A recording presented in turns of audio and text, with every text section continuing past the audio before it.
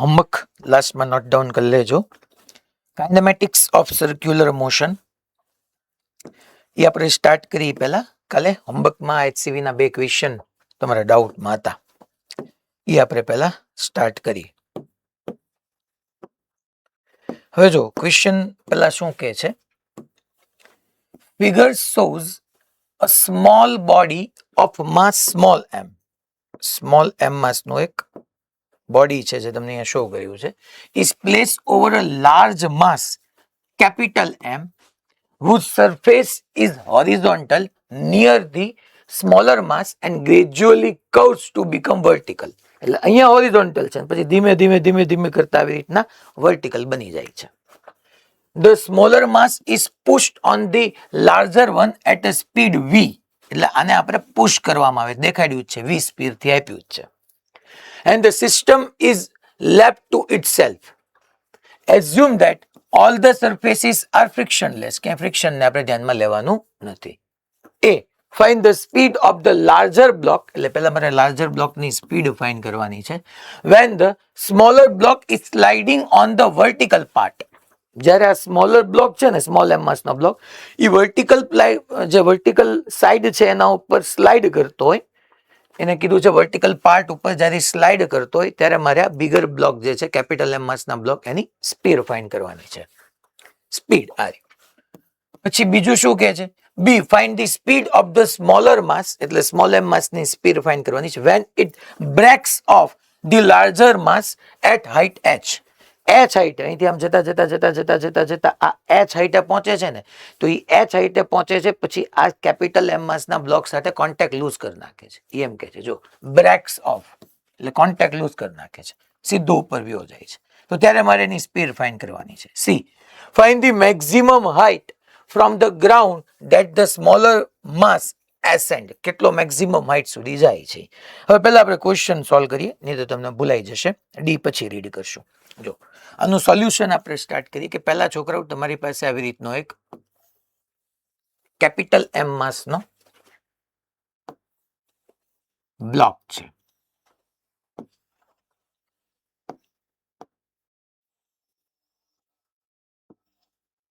આવી રીતનો એક કેપિટલ એમ માસનો બ્લોક છે અને અહીંયા આ પોર્શન જે છે એ હોરિઝોન્ટલ છે આવી રીતના પહેલા, અને અહીંયા એક સ્મોલ એમ માસનો બ્લોક પડ્યો છે અને આપણે ઇનિશિયલી વી સ્પીડ આપીને છોડી દઈએ છીએ. બધી જ સરફેસ સ્મૂથ છે, આ બી સ્મૂથ છે અને આ સરફેસ બી સ્મૂથ જ છે. બંને સરફેસીસને આપણે સ્મૂથ કહી દઈએ છીએ. અહીંથી હું લખી નાખું છું, આ બી સ્મૂથ છે. આ હાઈટ તમને એચ આપી છે છોકરાઓ, આ હાઈટ એચ આપી છે.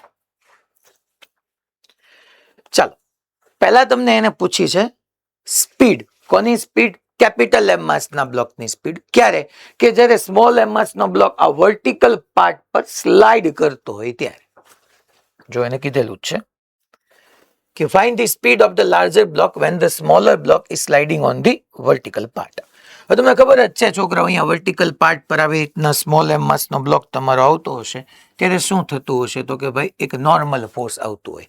હા, બ્લોકનું વેઇટ કેપિટલ એમજી, સ્મોલ એમનું વેઇટ સ્મોલ એમજી. અચ્છા, બ્લોક અને આ હોરિઝોન્ટલ સરફેસ વચ્ચેનું નોર્મલ, એ બધા એક્સટર્નલ ફોર્સ થયા. બટ યસ, આ સ્મોલ એમ અને કેપિટલ એમ વચ્ચેનું આ નોર્મલ જે છે ઇન્ટરનલ ફોર્સિસ થશે. આ સ્મોલ એમ ના એક કમ્પોનન્ટને કારણે તમારો કેપિટલ એમ માસ વાળો બ્લોક લેફ્ટવર્ડ જશે. Let's assume any speed v1 છે, એ v1 સ્પીડ થી લેફ્ટવર્ડ જાય છે. અને આ જે છે એ છોકરાઓ કંઈક અહીંથી ઉપર જશે ત્યારે એની પાસે સ્પીડ v2 હશે. બટ ઉપર જાય ત્યારે નહીં, મને એને એવું કીધું છે કે વર્ટિકલ પાર્ટ પર સ્લાઇડ કરતો હશે ને, વર્ટિકલ પાર્ટ પર સ્લાઇડ કરતો હશે ત્યારે મારે આ બિગર બ્લોક યા કેપિટલ એમ માસના બ્લોકની સ્પીડ ફાઇન્ડ કરવી છે. તો અહીંયા છોકરાઓ નેટ એક્સટર્નલ ફોર્સ વાય ડાયરેક્શનમાં તો હોઈ શકે, એક્સમાં ક્યાંય નથી. તો આપણે પહેલા મોમેન્ટમ કન્ઝર્વ કરીએ. Momentum conserve along horizontal direction. એટલે પહેલો પાર્ટ તો ઇઝી છે, આનો આન્સર તો તમારે બધાને આવી પણ ગયો હોય કે પહેલા ઇનિશિયલી તમે જોવા જાવ તો સ્મોલ એમ વી વેલોસિટીથી જતો હતો, એટલે સ્મોલ એમ ઇન્ટુ વી થઈ જશે ઇનિશિયલ મોમેન્ટમ. અચ્છા, તમારો કેપિટલ એમ માસનો બ્લોક તો ઇનિશિયલી સ્ટેશનરી હતો. ફાઇનલી બંને સાથે ટ્રાવેલ કરશે ને છોકરાઓ V1 થી, કારણ કે આ એક એન જે છે નોર્મલના એક કમ્પોનન્ટને લીધે નોર્મલનો આ જે કમ્પોનન્ટ આવશે છોકરાઓ, આ હોરિઝોન્ટલ કમ્પોનન્ટ, આ કમ્પોનન્ટને લીધે કેપિટલ એમ માસનો બ્લોક લેફ્ટવર્ડ જશે. કેપિટલ એમ માસનો બ્લોક લેફ્ટવર્ડ જશે તો સ્મોલ એમ માસનો બ્લોક કેપિટલ એમ પર જ છે ને, તો બે સાથે જ જશે ને, બે સાથે જશે એટલે ટોટલ માસ ઇન્ટુ V1. તો અહીંથી તમને છોકરાઓ જે કેપિટલ એમ ની વેલોસિટી છે એ મળી ગઈ સ્મોલ એમ ઇન્ટુ વી upon small M plus capital એમ હોરિઝોન્ટલ ડાયરેક્શનમાં. આ વેલોસિટી છોકરાઓ ક્યારે મળી છે? જ્યારે સ્મોલ એમ માસનો બ્લોક મેક્સિમમ હાઈટે પહોંચી ગયો ત્યારે? ના ના. આ એચ હાઈટે પહોંચી ગયો ત્યારે? ના ના. એ વર્ટિકલ પ્લાટ પર સ્લાઇડ કરતો તો ત્યારે. વર્ટિકલ પ્લાટ પર, આ વર્ટિકલ પાર્ટ પર સ્લાઇડ કરતો તો ત્યારે. બોલો અહીંયા સુધી રેડી બધાને? Okay fine. પછી બીજું મને એને ફાઇન્ડ કરવાનું શું કીધું હતું? તો કે find the speed of the smaller mass when it breaks off on the larger mass at height h. એટલે સ્મોલ એમ માસનો બ્લોક સ્લાઇડ કરતા કરતા કરતા કરતા અહીંયા પહોંચ્યો છોકરો, અહીંયા પહોંચ્યો, ત્યારે મારે એની સ્પીડ ફાઇન્ડ કરવી છે. જ્યારે બ્રેક્સ ઓફ થાય, ધેટ મીન્સ કે હવે કોન્ટેક્ટ છોડવાનો છે. સાહેબ કોન્ટેક્ટ છોડે શું કામ? જુઓ તો છોકરાઓ અહીંથી આમ ઉપર જાય છે તો જ્યારે અહીંયા મેક્સિમમ હાઈટે, સોરી સ્મોલ એચ હાઈટે પહોંચે ત્યારે એની પાસે આ ડાયરેક્શનમાં લેટ્સ એઝ્યુમ V2 વેલોસિટી હોય, અને સ્મોલ એમ માસનો બ્લોક પાછો કેપિટલ એમ પર તો છે જ તે, તો એની પાસે આ ડાયરેક્શનમાં V1 તો હોવાની જ તે ને. સ્મોલ એમ માસનો બ્લોક અહીંથી આમ નીચેથી આમ જતો જાય, જતો જાય, જતો જાય, જતો જાય, જતો જાય, જતો જાય, મેં ઇનિશિયલ સ્પીડ આપી, ઉપર જતો જાય. અચ્છા, એમજી નીચે છે, એમજી નીચે છે એટલે એની સ્પીડ ડેફિનેટલી ઘટતી જવાની, પણ અહીંયા પહોંચ્યો હશે ત્યારે એની પાસે વાય ડાયરેક્શનમાં વેલોસિટી તો હશે જ તેને, એ V2 છે. અને પાછો સ્મોલ એમ માસનો બ્લોક કેપિટલ એમ પર છે એટલે એની સાથે લેફ્ટ વડે જાય છે. એટલે જ્યારે એ મેક્સિમમ હાઈટે પહોંચ્યો ત્યારે એની પાસે બે સ્પીડ હોવાની, એક તો સ્મોલ એમ ની પોતાની વાય ડાયરેક્શનમાં V2 આવી ગઈ, અને સ્મોલ એમ કેપિટલ એમ પર તો હતો જ હજી, એટલે ત્યારે V1 આવી ગયું. મને બ્રેક્સ ઓફ થાય ત્યારે, જ્યારે કોન્ટેક્ટ છોડે ત્યારની સ્પીડ જોતી છે. તો વી સ્પીડ તો under route V1 square plus V2 square થી જ આવવાની, કારણ કે V1 અને V2 both are perpendicular to each other છે. તો હવે મારે શું ફાઇન્ડ કરવાનું? V1 તો છે, V2 મળી જાય તો કામ થઈ જાય. અચ્છા, V2 કઈ ડાયરેક્શનમાં છે? વાય ડાયરેક્શનમાં. વાય ડાયરેક્શનમાં મોમેન્ટમ કન્ઝર્વ કરી શકાય એમ છે? નહીં, કારણ કે વાય ડાયરેક્શનમાં તો એક્સટર્નલ ફોર્સિસ છે, તો મોમેન્ટમ કન્ઝર્વ નહીં કરી શકું. તો શું? તો ટોટલ મેકેનિકલ એનર્જી કન્ઝર્વેશન ઈ કરી શકું? હા કરી શકું, કારણ કે એક્સટર્નલ ફોર્સનું વર્ક નથી સાહેબ. એમજી એક્સટર્નલ ફોર્સ છે ને, પણ એમજી તો કન્ઝર્વેટિવ ફોર્સ છે. સંરક્ષી બળનું જ્યારે કાર્ય થતું હોય, સંરક્ષી બળ લાગતું હોય ત્યારે તમે ટોટલ મેકેનિકલ એનર્જી કન્ઝર્વ કરી શકો. ટોટલ મેકેનિકલ એનર્જી કન્ઝર્વ ક્યારે ન કરી શકો? જ્યારે એક તો તમારી પાસે એક્સટર્નલ ફોર્સ હોય, યા એવા ફોર્સિસ હોય કે જે નોન કન્ઝર્વેટિવ હોય, ટૂંકમાં હીટ ડિસિપેટ કરી નાખતા હોય એવા હોય. એટલા માટે આપણે ત્યાં, જેમ કે કાલના ઓલા બે સ્પ્રિંગ વાળો, ટૂંકમાં ઓલો સ્મોલ એમ ને કેપિટલ એમ વચ્ચે સ્પ્રિંગ હતો અને મેં F જેટલું ફોર્સ આપ્યું હતું, ત્યાં મેં કીધું હતું કે એક્સટર્નલ ફોર્સ હતું એટલે આપણે ટોટલ મેકેનિકલ એનર્જી કન્ઝર્વ નહોતા કરી શક્યા. વેટ થી પ્રોબ્લેમ કર્યો હતો, વર્ક એનર્જી થિયરમથી. તો અહીંયા હું છોકરાઓ હવે ટોટલ મેકેનિકલ એનર્જી કન્ઝર્વ કરી નાખો. આ એ નો તમારો આન્સર આવી ગયો. હવે બી નો answer total mechanical energy conservation. તો initial kinetic plus initial potential energy is equal to final kinetic plus final potential.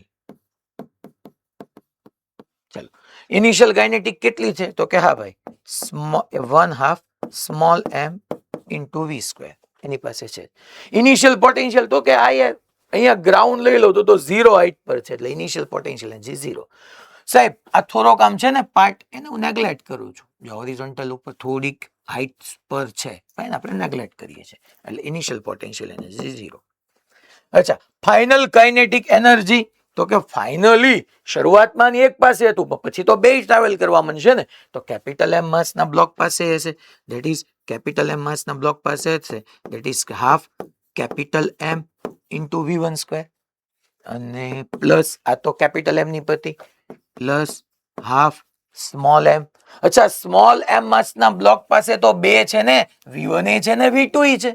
હા, નો ડાઉટ મારે V2 જોઈ છે, પણ અહીંયા પહોંચે છે છોકરાઓ મેક્સિમમ હાઈટ પાસે, ત્યારે તો એની પાસે બે છે ને, તો હાફ V સ્ક્વેર. અચ્છા, V1 લખું કે V2 લખું? તો કે આ બે એકબીજાને પરપેન્ડિક્યુલર છે, એટલે ડાયરેક્ટલી આમ લખી શકાય V1 square plus V2 square અને પ્લસ છોકરાઓ સ્મોલ mgh.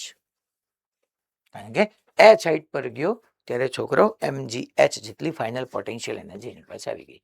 આ ક્યાંથી મેં લખ્યું છોકરાઓ? આ કોની માટે મેં લખ્યું? બ્લોક પાસે.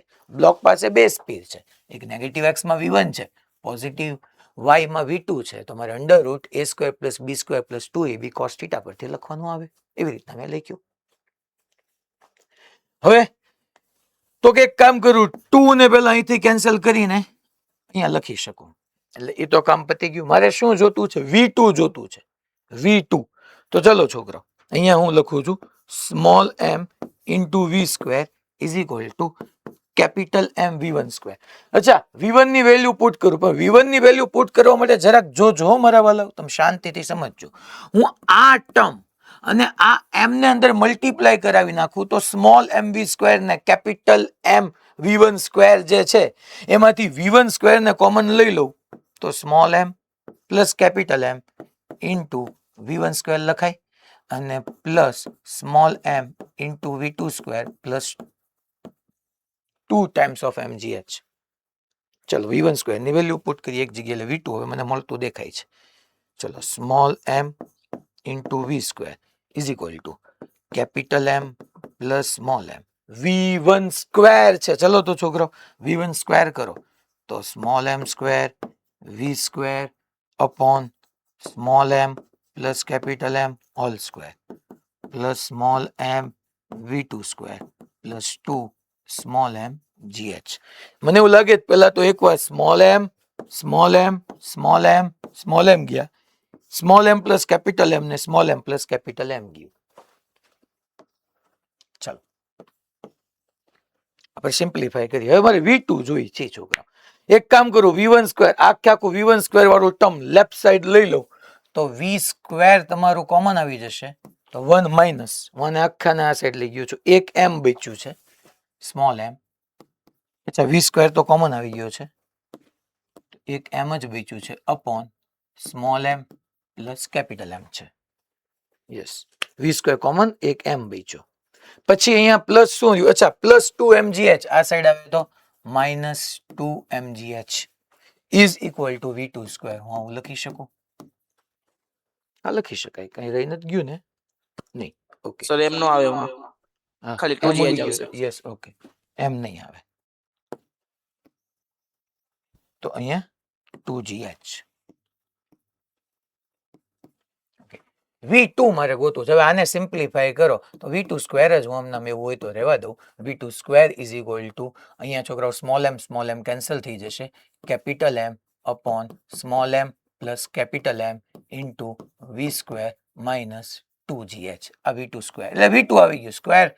V2 જોતું હોય તો છોકરાઓ સ્ક્વેર ઓલી સાઈડ જાય તો અંડર રૂટ, એટલે એ કઈ બહુ ટફ પાર્ટ નથી, તો તમને મળી જ જવાનું છે.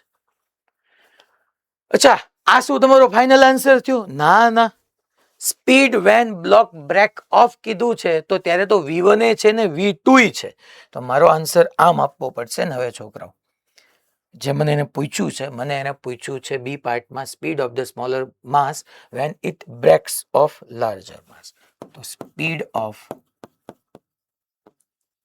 માસ small m when it breaks of.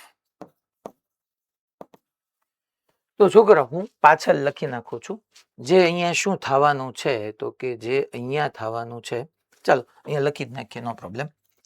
અહીંયા આપણે V is equal two V of small m is equal two under root of V1 square plus V2 square. ચલો V of small m is equal two under route, અચ્છા V1 square કેટલું થશે? V1 square, ચલો તો ભાઈ small m square small v square upon small m plus capital M hall square plus V2 square already તમારી પાસે છે જ અહીંયા, that is capital M upon small m plus capital M whole square થશે. અચ્છા into V square, sorry V2 square જ છે, તમારે હોલ સ્ક્વેર નહીં કરવાનું આવે, વી સ્ક્વેર થઈ જશે અને માઇનસ 2gh, માઇનસ 2gh. મેં સીધું V2 સ્ક્વેરની વેલ્યુ પુટ કરી. તો અહીંથી મારે આ બ્રેક ઓફ થાય ત્યારની સ્પીડ જોતી હોય. ચલો તો શું કરી શકીએ છોકરાઓ? પહેલા તો આ બેમાંથી વી સ્ક્વેરને હું લઈ લઉં છું. વી સ્ક્વેરને આપણે લઈ લઈએ એટલે વી સ્ક્વેર બહાર આવી જશે. ઓકે, નો પ્રોબ્લેમ. પછી મારે આન્સર કયા ટર્મની અંદર જોતો છે આપણે હમણાં ચેક કરી લઈએ. પણ પહેલા મને એક કામ કરાય, મને એટલી ખબર પડે આ ટર્મને સ્મોલ એમ પ્લસ કેપિટલ એમ વડે મલ્ટીપ્લાય કરું. હું આ ટર્મને સ્મોલ એમ પ્લસ કેપિટલ એમ વડે મલ્ટીપ્લાય અને ડિવાઈડ કરું છું ટૂંકમાં, સ્મોલ એમ પ્લસ કેપિટલ એમ વડે. તો શું લખી શકીએ જુઓ તો આપણે અહીંયા થોડું આમ જ મૂવ કરી નાખું. તો અહીંયા આપણે આ સ્ટેપ આમ થઈ જશે તમારું, small M square V square upon small M plus capital M whole square plus છોકરાઓ capital M small M plus capital M upon small M plus capital M whole square into V square minus 2gh. હવે વી સ્ક્વેરને common લઈ શકીએ છોકરાઓ, તો તમારો final answer હવે અહીંયા આપણને દેખાવો જોઈએ. તો આ જે છે તમારો ફાઇનલ આન્સર થઈ જશે સ્મોલ એમની સ્પીડ અંડર રૂટમાં વી સ્ક્વેર કોમન આવી જશે એટલે ડિનોમિનેટરમાં તો છોકરાઓ small M plus capital M whole square થઈ જશે, ઉપર વી સ્ક્વેર બચશે અને બાકી વધશે small M square plus capital M into small M plus capital M square into V square minus 2gh.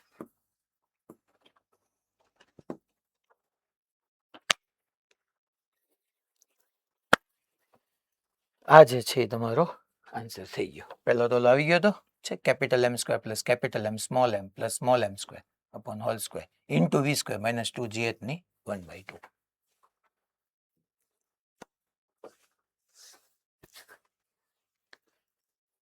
Ready ભાઈ બધાને? Okay fine. આપણે જેવા અત્યાર સુધી કર્યા એ જ ટાઈપનો ક્વેશ્ચન હતો. આ બી પત્યું. માની લો મારે હવે સી છે, સી માં એને શું પૂછ્યું હતું? તો કે સી માં એને પૂછ્યું હતું find the maximum height from the ground that the smaller mass ascent. એટલે મને મેક્સિમમ હાઇટ પૂછી છે. ઓકે ચાલો, આન્સર તમારો ઓલમોસ્ટ આવી ગયો છે. હવે હું શું કરું છું કે અહીંયા આપણે આને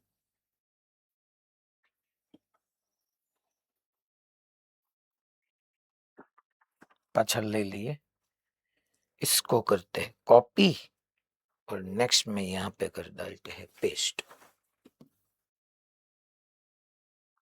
चलो, ग्राउंड थी अपन ने मैक्सिमम हाइट पूछी है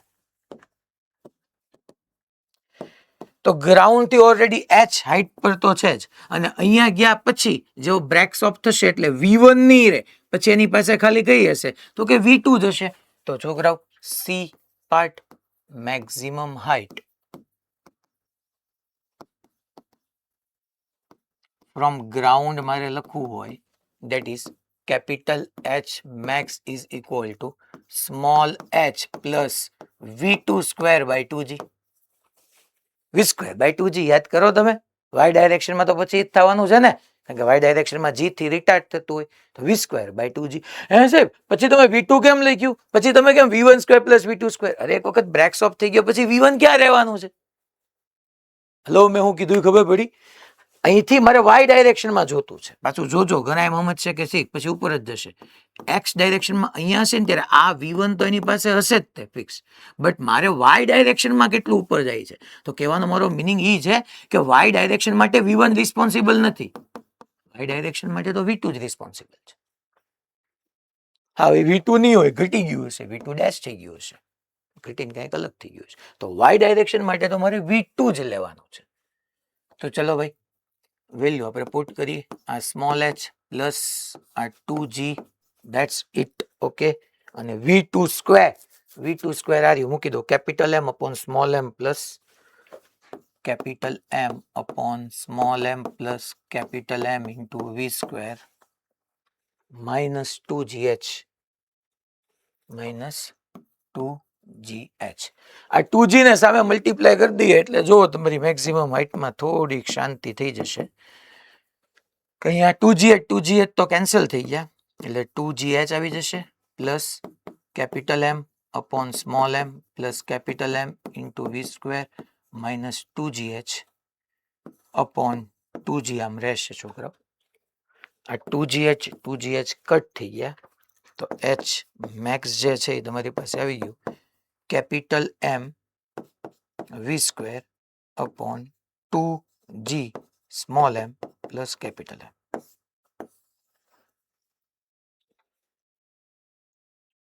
capital M v square upon 2g small m plus capital M. ટૂંકમાં તમે સમજો એને મોમેન્ટમ કન્ઝર્વ યુઝ કરાયું, ટોટલ મેકેનિકલ એનર્જી કન્ઝર્વ કરાવી, પછી h હાઇટ પરથી મેક્સિમમ હાઇટ માટેનો ઇક્વેશનનો યુઝ કરાયો અને હજી જો આગળ જે ક્વેશ્ચન પૂછે છે એ એનોય બાપ ક્વેશ્ચન છે. હવે D, so that the smaller mass, that means small m no mass, will again land on the bigger block. ઈ પાછો bigger block પર જ લેન્ડ કરશે એવું મારે પ્રૂવ કરવાનું છે. અને પછી પાછું એમ કહે છે કે find the distance traveled by bigger block during the time when smaller block was in flight under gravity. એટલે ઓહો, પહેલા તો હવે મારે ઓલું પ્રૂવ કરવાનું છે. કાંઈ વાંધો નહીં, ચાલો, નો પ્રોબ્લેમ. હવે આખે આખો કેસ શું થયો છે તમે સમજજો અહીંયા કે અગેન આને હું સિલેક્ટ કરી નાખું છું અને આપણે કરી નાખીએ કોપી અને નેક્સ્ટમાં એને કરી નાખીએ પેસ્ટ. સિચ્યુએશન આખી આવી છે છોકરાઓ, આખી આવી સિચ્યુએશન તમારી સામે છે. હવે અહીંયા શું હતું કે આ M2 માસના બ્લોક પાસે જ્યારે બ્રેક ઓફ થતો હતો ત્યારે એની પાસે એક V1 હતી ને એક V2 હતી. જોવો તમે. હવે છોકરાઓ અહીંથી અપવર્ડ ગયો ત્યારે ડેફિનેટલી G જે છે એની સ્પીડ ને રિટાર્ડ કરશે. વેલોસિટી y ડાયરેક્શનની વેલોસિટી ઘટવાની છે. બટ છોકરાઓ x ડાયરેક્શનની વેલોસિટી તો ઘટવાની જ નથી ને, એ તો V1 રહેશે જ તેને, કારણ કે છૂટ્યો તો જ્યારે એ અહીંથી સ્મોલ m માસનો બ્લોક કેપિટલ M થી જસ્ટ બ્રેક ઓફ થયો ત્યારે એની પાસે y ડાયરેક્શનમાં V2 હતી, ઘટતી જશે. બટ x ડાયરેક્શનની V1 તો યુનિફોર્મ રહેવાની છે ને, બીકોઝ ઓફ x ડાયરેક્શનમાં ક્યાંય ફોર્સ છે જ નહીં ને, આપણે l ને ક્યાં કન્સિડર કરીએ છીએ.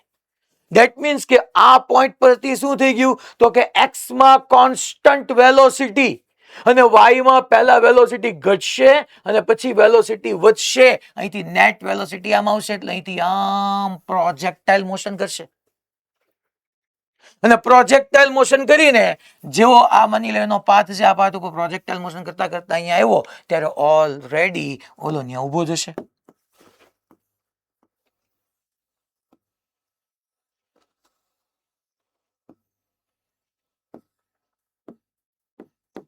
એને આવી જ ગયો છે કેપિટલ M માસનો બ્લોક એટલે ન્યા જ એ લેન્ડ કરશે. કેમ? કારણ કે સ્મોલ m માસના બ્લોક ની હોરિઝોન્ટલ વેલોસિટી v1 છે અને જે કેપિટલ M માસનો બ્લોક છે એની હોરિઝોન્ટલ વેલોસિટી v1 છે. બે સેમ જાય છે. કેપિટલ M 10 મીટર પર સેકન્ડ થી હોરિઝોન્ટલ માં જાય છે, પર સેકન્ડ 10 મીટર આગળ ગયો તો સ્મોલ m પર સેકન્ડ 10 મીટર જ આગળ ગયો ને. લા મેં હું કીધું ખબર પડી? તો એ ન્યા જ લાઈ કરશે ને, ન્યા જ લેન્ડ કરશે ને. ગુરુકુળ રાજકોટ. Yes, okay. તો હવે એ તો ઓલરેડી આપણું અહીંયા છોકરા પ્રૂવ. તો પ્રોજેક્ટાઇલ મોશન એ નાખ્યું, જોયું તમે? HCV આમનામ કઈ ગ્રેટ બુક નથી કહેવાતી. ક્વેશ્ચન કેટલા ટોપિક ને ક્વેશ્ચન ની અંદર ભેગું કરે છે. અને સાહેબ તો પછી મેક્સિમમ હાઇટ માટે v0 square sin square theta by 2g મેં પહેલા કીધું હતું, મેં યાદ રાખ્યું હતું ને, vy સ્ક્વેર બાય 2g યાદ કરો. sin cos થી યાદ જ નહોતું રાખવાનું ખરેખર.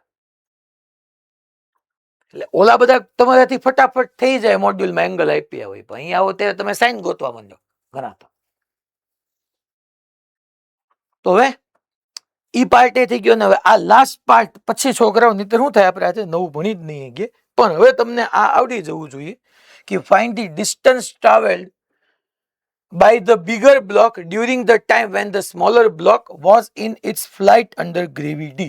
એટલે ટૂંકમાં આ જ્યારે પ્રોજેક્ટાઇલ મોશન કરે છે એના ટાઈમ માટેની ફોર્મ્યુલા, જેટલા ટાઈમ સુધી આ એર માર્યો એટલા ટાઈમમાં આને હોરિઝોન્ટલ ડિસ્ટન્સ કેટલું ટ્રાવેલ કર્યું. તો કે અહીંથી આપણે શરૂ કરીને લેટ્સ એઝ્યુમ એને ડી ડેશ જેટલું હોરિઝોન્ટલ ડિસ્ટન્સ ટ્રાવેલ કર્યું. તેની સ્પીડ તો v1 છે જ તે તમારી, ઇન્ટુ ટાઈમ. કેટલા ટાઈમમાં? તો કે આનો ટાઈમ ઓફ ફ્લાઇટ લખી નાખવાનો. ટાઈમ ઓફ ફ્લાઇટ શું થાય આનો? તો કે ભાઈ u બાય g ઉપર જવાનું, u બાય g નીચે આવવાનું, એટલે 2uy બાય g. પણ 2uy નો આવે, y ડાયરેક્શનમાં વેલોસિટી કેટલી હતી? 2v2 બાય g અને ઇન્ટુ v1. આ તમારો ટાઈમ ઓફ ફ્લાઇટ આવી ગયો. So d dash is equal to v1 into 2v2 by g કરવાનું. મેં યાદ રખાયું તો યાદ કરો તમે, 2ux uy બાય g આવું કરીને.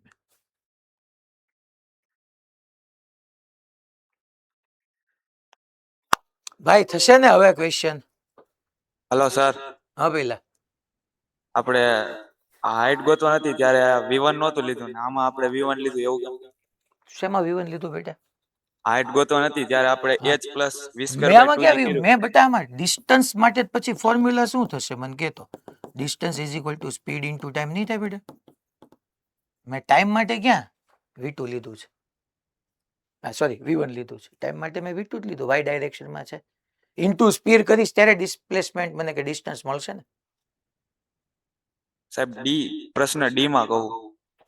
ડી પ્રશ્નમાં હા જો તો આ ડી જ છે, હું તને એ જ કહું છું. એમ કે છે find the distance travel by the bigger block. Bigger બ્લોકે કેટલું ડિસ્ટન્સ ટ્રાવેલ કર્યું એ પૂછ્યું છે બેટા, during the time when the smaller block was in its flight under gravity. ટૂંકમાં આ જ્યારે આવી રીતના ઉડતો હતો એ ટાઈમમાં આને કેટલું ડિસ્ટન્સ ટ્રાવેલ કર્યું. એટલે મારે કોનું ડિસ્ટન્સ જોઈએ છે મને કહેતો, હવે તું જવાબ આપ, કોનું ડિસ્ટન્સ જોઈએ છે?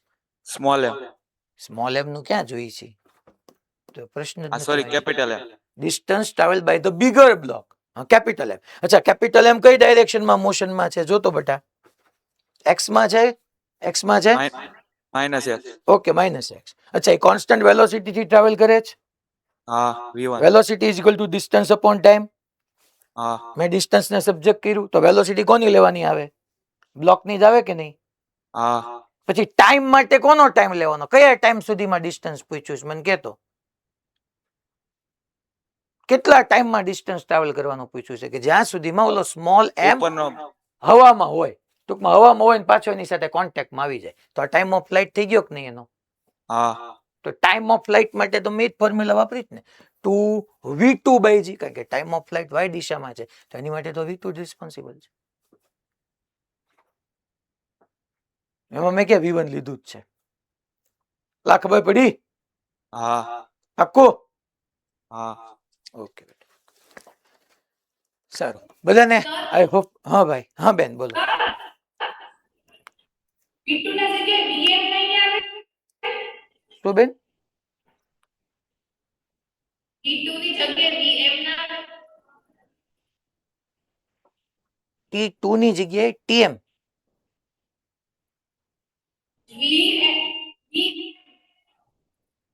નજીક આવીને સેજ બોલો ને બેન, અવાજ સંભળાતો નથી.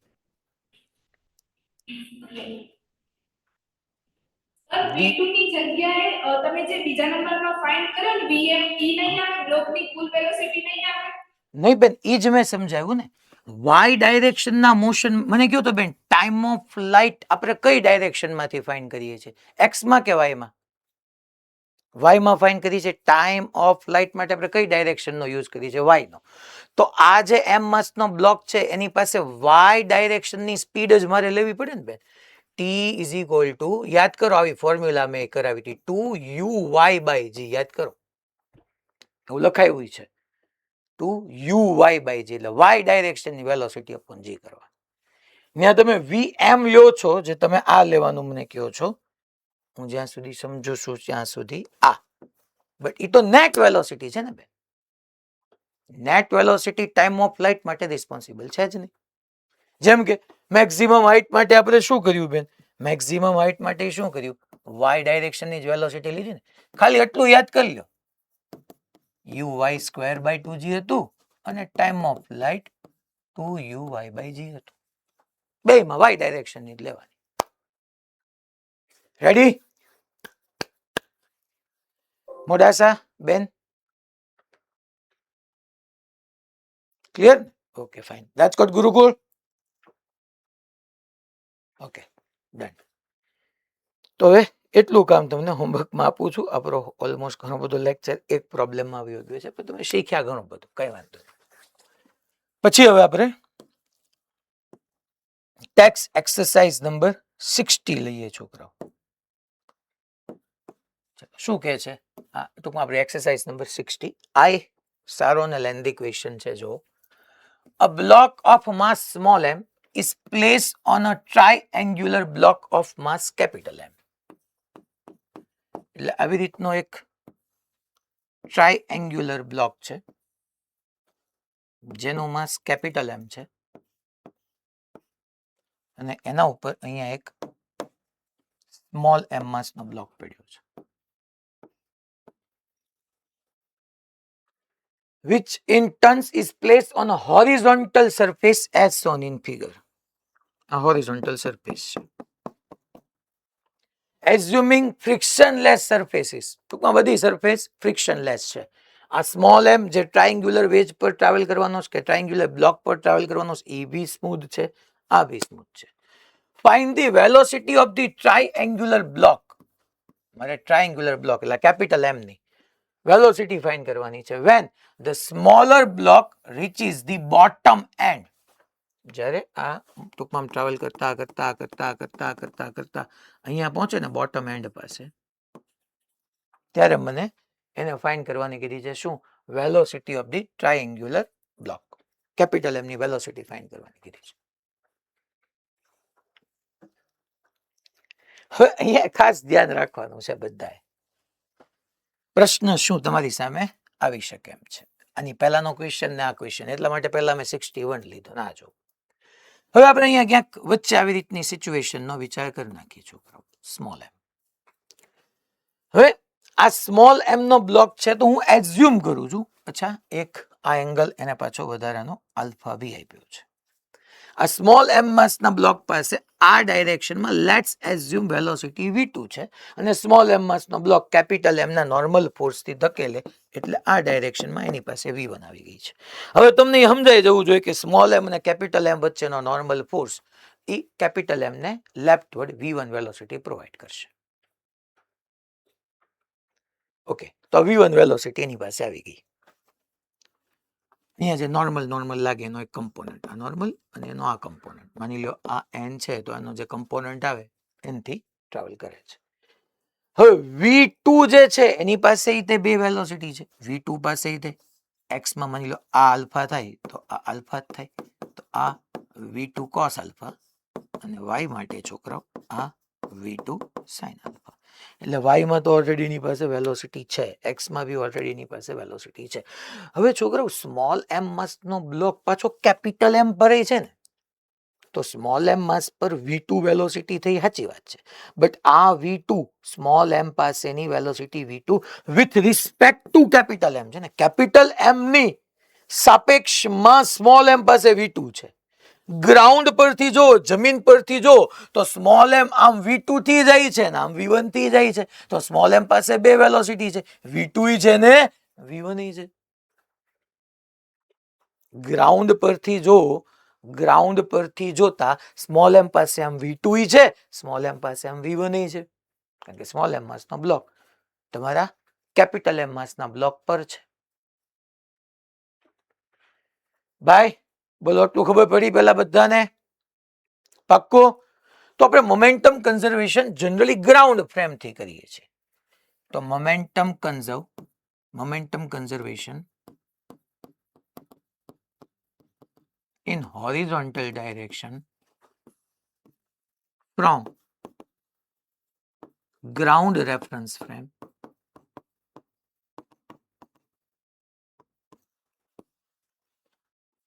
તો આપણે ચેક કરવા જઈએ તો પહેલા તો x ડાયરેક્શનમાં initial momentum is equal to final momentum. Initially બે સ્ટેશનરી જ હતા. સ્મોલ m માસના બ્લોક પાસે હોરિઝોન્ટલમાં છોકરાઓ, હોરિઝોન્ટલમાં વેલોસિટી કેટલી રહેશે? તો કે small m into v2 cos alpha minus v1. લ્યો હવે અહીંયા પતી ગયું. સાહેબ આ માઇનસ v1 ક્યાંથી લાવ્યા સમજાવું તમને. સ્મોલ m પાસે કેપિટલ m ની રિસ્પેક્ટમાં હોરિઝોન્ટલ વેલોસિટી છે, પણ ગ્રાઉન્ડ ની રિસ્પેક્ટમાં v2 cos આલ્ફા ને v1 બે ઓપોઝિટ ડાયરેક્શનમાં છે. તો અહીંયા મારે લખી શકાય આ જે છે that is with respect to capital M, but with respect to ground આ જે વેલોસિટી થવાની છે એ થવાની છે v2 cos alpha minus v1. એના પાસે કોઈ પ્રશ્ન પૂછશે હે સાહેબ v1 minus v2 cos alpha નો થાય, v1 મોટું છે એ લખ યાર, એમાં હું ફેર કરવાનો છે? કારણ કે અલ્ટિમેટલી તો ખરેખર v2 cos આલ્ફા મારે કામ જ નથી કરવાનું, મારે કામ કરવાનું છે v2 cos alpha minus v1 સાથે એનો સ્ક્વેર જ થવાનો છે. x માં થઈ ગઈ v2 cos alpha minus v1, y માં થઈ ગઈ v2 sin આલ્ફા, તો યાર under route a square plus b square જ થવાનું છે. તો કદાચ તમે v1 minus v2 cos alpha લખો, ધેટ્સ ઓકે, એ પણ કરેક્ટ જ છે, એટલે એમાં કઈ ચિંતા નહીં કરવાની. ઘણા એમ કે સાહેબ નેટ તો જો તો સ્મોલ એમ લેફ્ટ સાઈડ જાય છે, એટલે v1 મોટ જે કરવું સાહેબ આ બે જે છે એ v2 cos alpha minus v1 કેમ આવી? એક રાઈટ વર્ડ છે, એક આમ લેફ્ટ વર્ડ છે, બે ઓપોઝિટ ડાયરેક્શન. અચ્છા તમે આમે વિચારી શકો velocity of small m with respect to capital M is equal to velocity of small m minus velocity of capital M. મારે જે જોતી છે એ સ્મોલ m ની ગ્રાઉન્ડ ની રિસ્પેક્ટમાં જોતી છે, સ્મોલ m ની ગ્રાઉન્ડ ની રિસ્પેક્ટમાં, તો small m capital m minus આ સાઈડ જાય તો પ્લસ vm આવે. અચ્છા કઈ ડાયરેક્શનમાં વાત કરીએ છીએ આપણે? x માં. તો સ્મોલ m પાસે with respect to capital m કેટલી છે? v2 cos આલ્ફા, અને vm પણ લેફ્ટ વર્ડ છે માઇનસ v1. મેં પ્રૂવ કરી દીધું આ ક્યાંથી લાવ્યો યુ.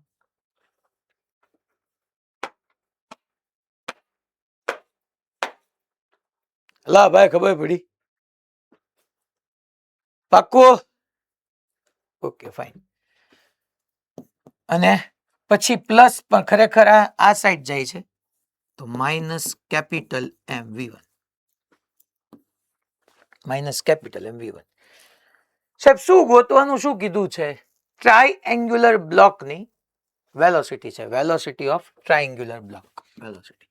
એટલે v1 જોઈ છે તો અહીંથી v2 ને સબ્જેક્ટ કરાય, કારણ કે બે અનનોન છે, v1 v2 બે અનનોન છે, તો બીજું ઇક્વેશન જોશે અને ટોટલ મેકેનિકલ એનર્જી કન્ઝર્વેશન નું આવશે. તો અહીંથી હું v1 જોઈ છે એટલે v2 ને સબ્જેક્ટ બનાવી દઉં, તો v2 ઇઝ ઇક્વલ ટુ શું લખાવાનું છે? જો માઇનસ સ્મોલ m v1 અને minus capital m v1 right side જાય તો small m plus capital m into v1 આવશે, અને અપોન v2 ને તમે જોશો તો cos આલ્ફા ડિનોમિનેટરમાં વ્યો જશે. તો આ તમારી પાસે v2 આવી ગયું. કંઈક એરર નથી ને? જોજો જરાક, હજી એક m રહેશે ને, શાયદ એમ આવશે. m v2 cos આલ્ફા માંથી v2 ને સબ્જેક્ટ કરીએ તો yes m upon small m cos alpha. આ v2 મળ્યું.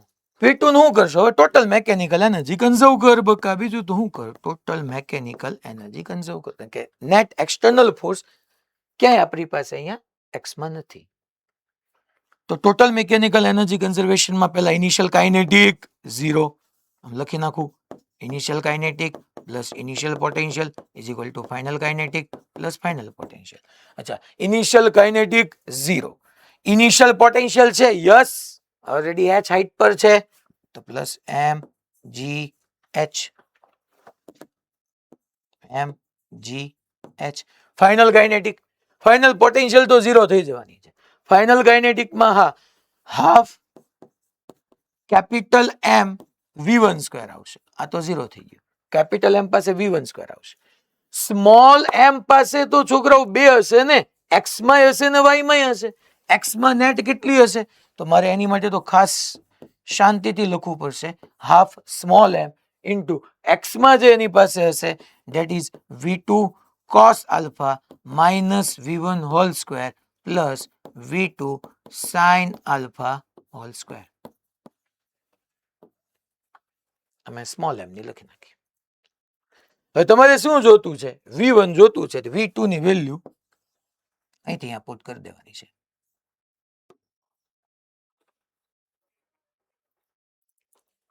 સાહેબ આ કેમ લખી? અરે આ બ્લોક પાસે, આ સ્મોલ એમ પાસે, આ સ્મોલ એમ પાસે આ ડાયરેક્શનમાં V2 cos alpha minus V1 છે, આ ડાયરેક્શનમાં V2 sin alpha છે. તો આની નેટ લખવી હોય તો under route a square plus b square plus 2ab cos theta થી ન થાય.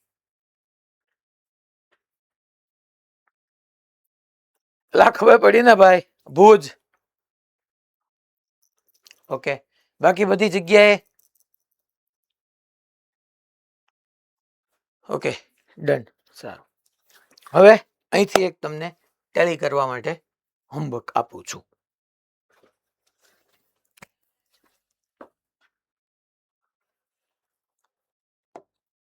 નેક્સ્ટ આપણે સ્ટાर्ट કરીએ છીએ.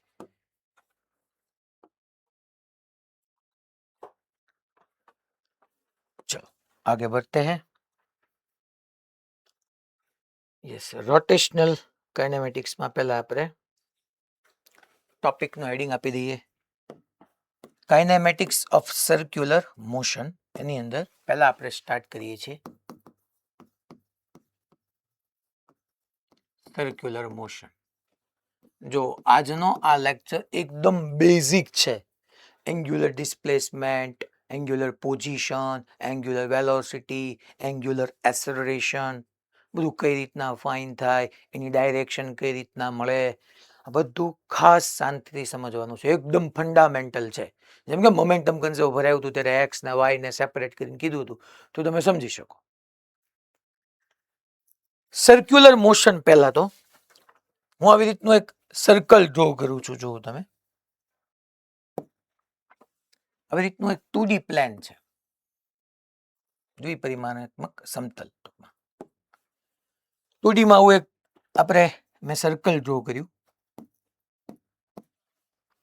આ એક એનો ડાયામીટર થઈ ગયો, ટૂંકમાં વ્યાસ.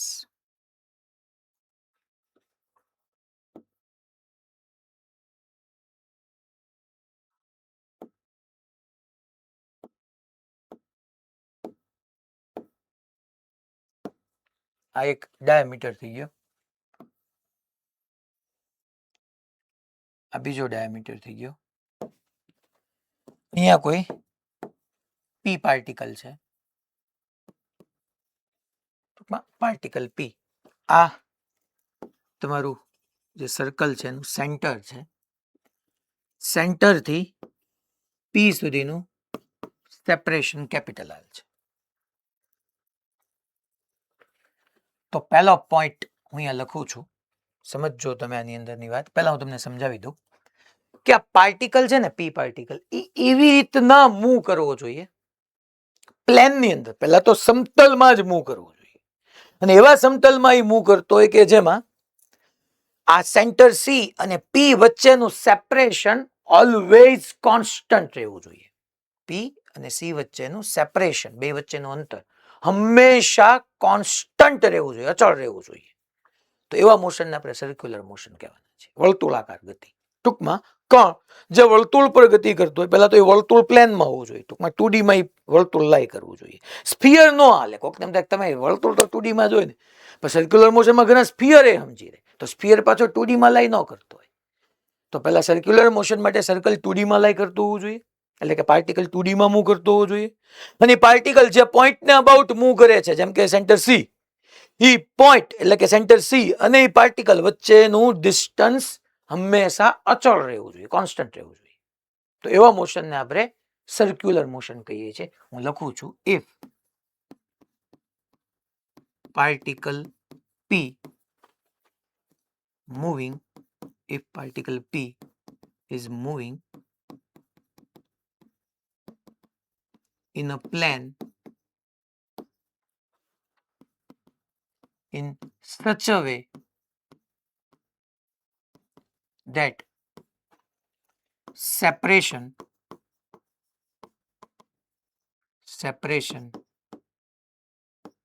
between particle P and center C remain constant, here remain unchanged, constant, then this type of motion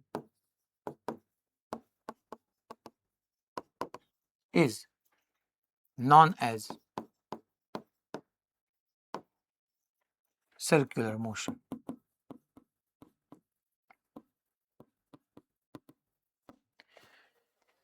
ટૂંકમાં બે વાત બનેલી હોવી જોઈએ છોકરાઓ. એક કે સર્ક્યુલર મોશન પ્લેનમાં હોય, સ્ફિયર હોય તો ન હોય, અને પાછું જે પોઈન્ટના અબાઉટ સર્ક્યુલર મોશન થાય છે, separation between particle P and centre C remain constant. જે પોઈન્ટના અબાઉટથી સર્ક્યુલર મોશન કરે છે, ટ્રાવેલ કરે છે, દેટ ઇઝ સી. તો સી અને પી વચ્ચેનું ડિસ્ટન્સ કોન્સ્ટન્ટ રહેવું જોઈએ. That separation between particle P and centre C remain constant, then this type of motion is known as circular motion.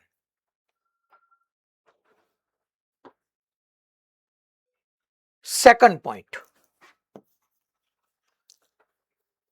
કે છોકરાઓ માની લો આ પી પાર્ટિકલ મૂવ કરે છે, પી પાર્ટિકલ પાસે વેલોસિટી છે, એ વેલોસિટી છે ને એ પાર્ટિકલ પી અને સેન્ટર ને કનેક્ટ કરતી લાઈન ને પરપેન્ડિક્યુલર જ હોવી જોઈએ.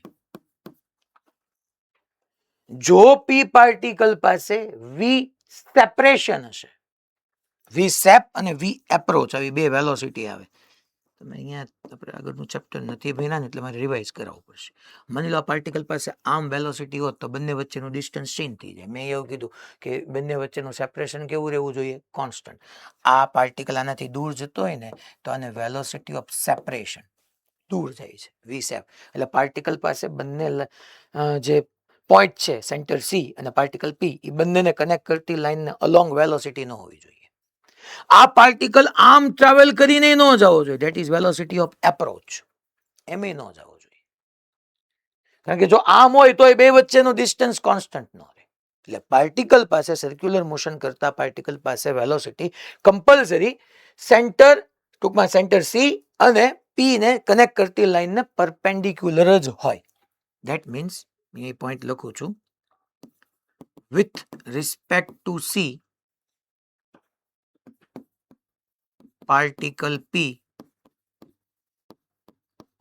must have velocity perpendicular to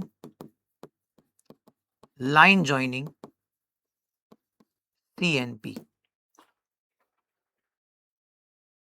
ટૂંકમાં વી એપ્રોચ છે પાર્ટિકલ પાસે સેન્ટર તરફની જે વેલોસિટી એને વી એપ્રોચ કહેવાય, એનાથી દૂર જતું એને વી સેપરેશન કહેવાય. નો વી એપ્રોચ હોવી જોઈએ, નો વી સેપરેશન હોવી જોઈએ. ટૂંકમાં સર્ક્યુલર મોશનમાં તમને એટલી ખબર પડી જોવી જોઈએ કે કોઈ એક સી સેન્ટર અહીંયા માની લો છે, સેન્ટર સી મેં અહીંયા લખ્યું, particle P is moving in a plane in such a way that separation between particle P and center C remain unchanged, remain constant, and this type of motion is known as circular motion. અને જે particle પાસે velocity હશે A C અને પી ને connect કરતી line ને perpendicular હશે. આવી રીતના અહીં એન્ટી ક્લોકવાઇઝ મેં ટ્રાવેલ કરતો દેખાઈ રહ્યો છે એટલા માટે. ચલો આટલું રેડી? સર્ક્યુલર મોશન બધાને ક્લિયર? ઓકે.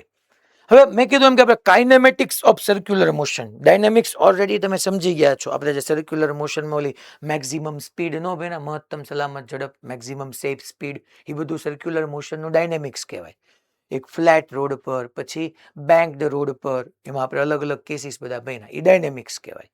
આ સર્ક્યુલર મોશનનું કાઇનેમેટિક્સ છે. તો પહેલા આપણે એમાં વર્ડ, જેમ કાઇનેમેટિક્સમાં કેમ વર્ડ, સૌથી પહેલો લેક્ચર આપણે વેક્ટરનો લીધો હતો, વેક્ટર 4-5 લેક્ચર ભણાવ્યું, પછી મેં તરત યાદ કરો કાઇનેમેટિક્સ સમજાવ્યું તો કાઇનેમેટિક્સ ને ડાયનેમિક્સ ને હવે કાઇનેમેટિક્સ શરૂ કર્યો એટલે પહેલા હું આવ્યું પોઝિશન, ટૂંકમાં સ્થાન, પછી ડિસ્પ્લેસમેન્ટ સ્થાનાંતર, પછી તો કે ભાઈ average velocity, instantaneous velocity, acceleration, ટૂંકમાં એવરેજ એક્સલરેશન, આ બધું આવ્યું. તો આજે એ જ બધું આવવાનું છે. એટલે પહેલા આપણે સ્ટાર્ટ કરીએ છીએ છોકરાઓ એંગ્યુલર કાઇનેમેટિક્સ ની અંદર. પહેલો વર્ડ આપણે સમજીએ છીએ એંગ્યુલર પોઝિશન.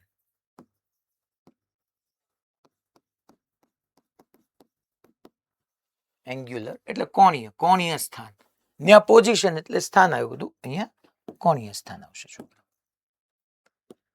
શેપ ની અંદર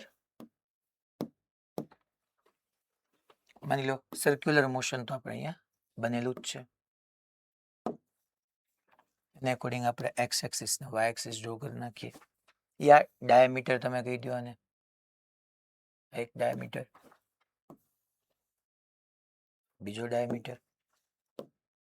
અચ્છા, એંગ્યુલર એટલે અહીંયા એંગલ ક્રિએટ થવાનો છે. એક વાત પાકી છે, પાર્ટિકલ પહેલા અહીંયા હતો અને કોઈ T is equal two T ટાઈમે પાર્ટિકલ અહીંયા છે, આ સેન્ટર છે, તો આ ડિસ્ટન્સ પર છે, રેડિયસ કેપિટલ આર છે. તો એંગ્યુલર પોઝિશન શું ડિનોટ કરે છે? તો કે પાર્ટિકલની લોકેશન ઓન સર્કલ. કે આ પાર્ટિકલ અત્યારે આને એક્સ એક્સિસ કહેતા હોય તો એક્સ એક્સિસ સાથે થીટા એંગલે એન્ટી, ટૂંકમાં એન્ટી ક્લોકવાઇઝ થીટા એંગલ પર અહીંયા રહેલો છે. સો એંગ્યુલર પોઝિશનમાં પહેલો જ પોઈન્ટ લખું, it ડિનોટ્સ location of particle on circle. Angular સ્થાન શું દેખાડે? તો કે સ્થાન તમને સમજાય જ છે કે તમારું સ્થાન ક્યાં આપણે છીએ તે દેખાડે છે. તો એંગ્યુલર પોઝિશન શું શો કરે? તો કે સર્કલ પર પાર્ટિકલ ક્યાં છે એને શો કરે, એ એંગ્યુલર પોઝિશન. જેમ પોઝિશનનો યુનિટ મીટર હતો એમ એંગ્યુલર પોઝિશનનો યુનિટ રેડિયન થવાનું છે, કારણ કે એંગલ થઈ ગયા. અચ્છા, અહીંથી તમને ખબર જ છે મેથ્સની જેમ જ તે કે જો તમે પોઝિટિવ એક્સ એક્સિસ સાથે એન્ટી ક્લોકવાઇઝ જાઓ તો તમારે થીટા જે છે એ પ્લસ લેવાનો, અને જો ક્લોકવાઇઝ જાઓ તો થીટા માઇનસ લેવાનો. રાઈટ, અહીંથી આપણે એન્ટી ક્લોકવાઇઝ ગયા. માની લો 30 ડિગ્રી છે તો હું કહી દઉં કે એક્સ એક્સિસ સાથે એન્ટી ક્લોકવાઇઝ 30 ડિગ્રી, યા એક્સ એક્સિસ સાથે પ્લસ 30 ડિગ્રી એ પાર્ટિકલ છે, એટલે તમે સમજી જવાનું અહીંયા પાર્ટિકલ છે, તો એની એંગ્યુલર પોઝિશન જ થઈ ગઈ સર્કલ પર ક્યાં છે. So it ડિનોટ્સ location of particle on circle. તરત બીજી વાત છોકરાઓ એના યુનિટની આવશે કે એનો યુનિટ શું છે. અચ્છા, યુનિટ ડિગ્રી અથવા રેડિયન, જનરલી આપણે એસઆઈ યુનિટ તરીકે રેડિયન લેશું, અને રેડિયનની એંગલ છે એટલે તમને ખબર છે ડાયમેન્શન લેસ આવે, ડાયમેન્શન લેસ આવી જશે.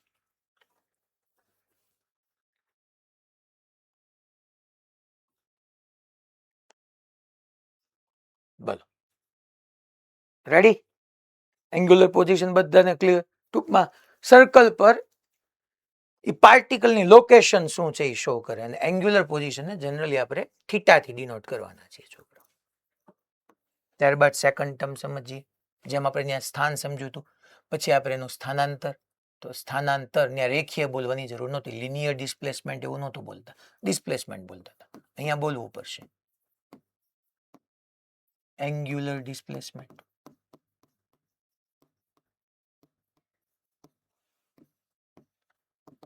That means કોણીય સ્થાનાંતર.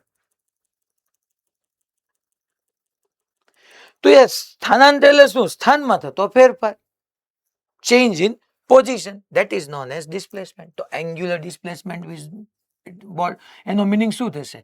તો એનો મિનિંગ થશે angular displacement, that means it shows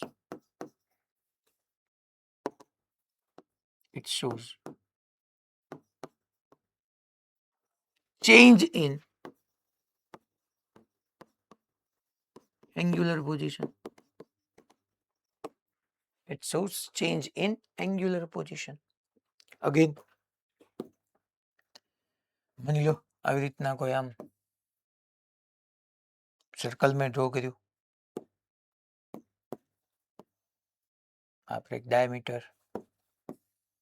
બીજો ડાયામીટર, અને હું એમ કહી રહ્યો છું કે પાર્ટિકલ પહેલા ટી ઇઝ ઇક્વલ ટુ 0 ટાઈમે, T is equal two T ટાઈમે અહીંયા હતો ક્યાંક થીટા એંગલ પર, અને ડેલ્ટા ટી ટાઈમની અંદર T is equal two T plus delta ટાઈમની અંદર અહીંયા આવી ગયો, તો એની એંગ્યુલર પોઝિશન ચેન્જ થઈ, તો એને ડેલ્ટા થીટા કહેવાય. Theta final minus theta initial કરી નાખો. એક્સ એક્સિસ સાથે પહેલા 60 ડિગ્રી, પહેલા 30 હતો પછી 60 ગયો તો ફાઇનલ 60 માઇનસ 30, એંગ્યુલર પોઝિશનમાં એનો 30 ડિગ્રીનો ચેન્જ થયો. તો it shows change in angular position, જેને આપણે ડેલ્ટા થીટાથી ડિનોટ કરવાના છે. માની લો તમને એમ કીધું છોકરાઓ આ જે છે that is your theta final, that is your theta initial, તો theta final minus theta initial, that is delta theta.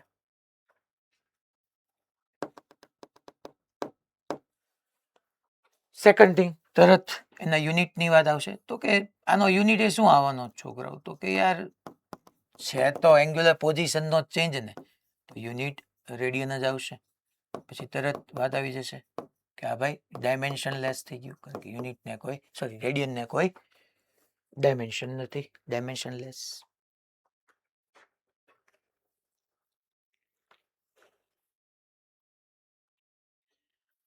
હવે આ છે ને ડેલ્ટા થીટા, હું એક વાત લખું છું. It is defined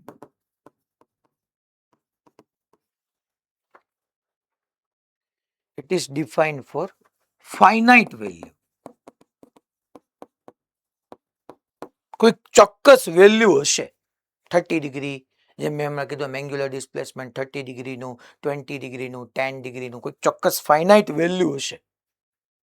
it is defined for finite value and that's why અહીંયા બધા ધ્યાન આપશે. Delta theta angular displacement it is scalar quantity. જો ડેલ્ટા થીટા એ ફાઇનાઇટ વેલ્યુ માટે ડિફાઇન થાય છે, ડેલ્ટા થીટા સ્કેલર છે, ડી થીટા એ વેક્ટર છે. મેં અહીંયા ડેલ્ટા થીટા અને ડી થીટામાં શું ડિફરન્સ છે હમણાં સમજાવી દઉં તમને હું, આની પછીના માટે તરત. પણ પહેલા એંગ્યુલર ડિસ્પ્લેસમેન્ટમાં ડેલ્ટા થીટા માટે વાત થતું હોય, ટૂંકમાં ડિસ્પ્લેસમેન્ટ કોઈ ફાઇનાઇટ વેલ્યુ માટે ડિફાઇન કર્યું હોય, કોઈ ચોક્કસ વેલ્યુ માટે હોય, તો એ સ્કેલર ક્વોન્ટિટી થઈ ગઈ. બીકોઝ ઓફ આ સમયે ડેલ્ટા થીટાનું જે એડિશન, સબટ્રેક્શન, મલ્ટિપ્લિકેશન છે એ બેઝિક એલ્જિબ્રાને ફોલો કરે છે, એ વેક્ટર એલ્જિબ્રાને ફોલો નથી કરતું. બટ હું અહીંયા જ હેડિંગ આપું હવે આવી રીતના કે ઇન્ફાઇનાઇટલી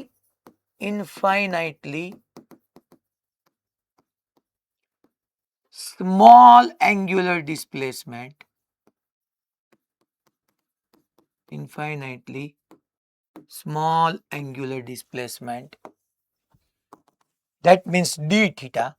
અગેન તમને યાદ અપાવી દઉં કે અગેન છોકરાઓ આ જે છે એ આવી રીતના સર્કલ છે આપણું 2D ની અંદર લાઈ કરે છે, અને તમે એક ડાયામીટર કહી દો અને તમે બીજો ડાયામીટર કહી દો, અને પાર્ટિકલ જે છે એ છોકરાઓ પહેલા t = 0 ટાઈમે અહીંયા હતો, તે t = t ટાઈમે અહીંયા હતો, આ એંગલ થીટા કહી દઉં, અને in very small time duration t = t + dt ટાઈમની અંદર એની પોઝિશનમાં ચેન્જ થયો અને એંગ્યુલર ડિસ્પ્લેસમેન્ટ d થીટા આવ્યું.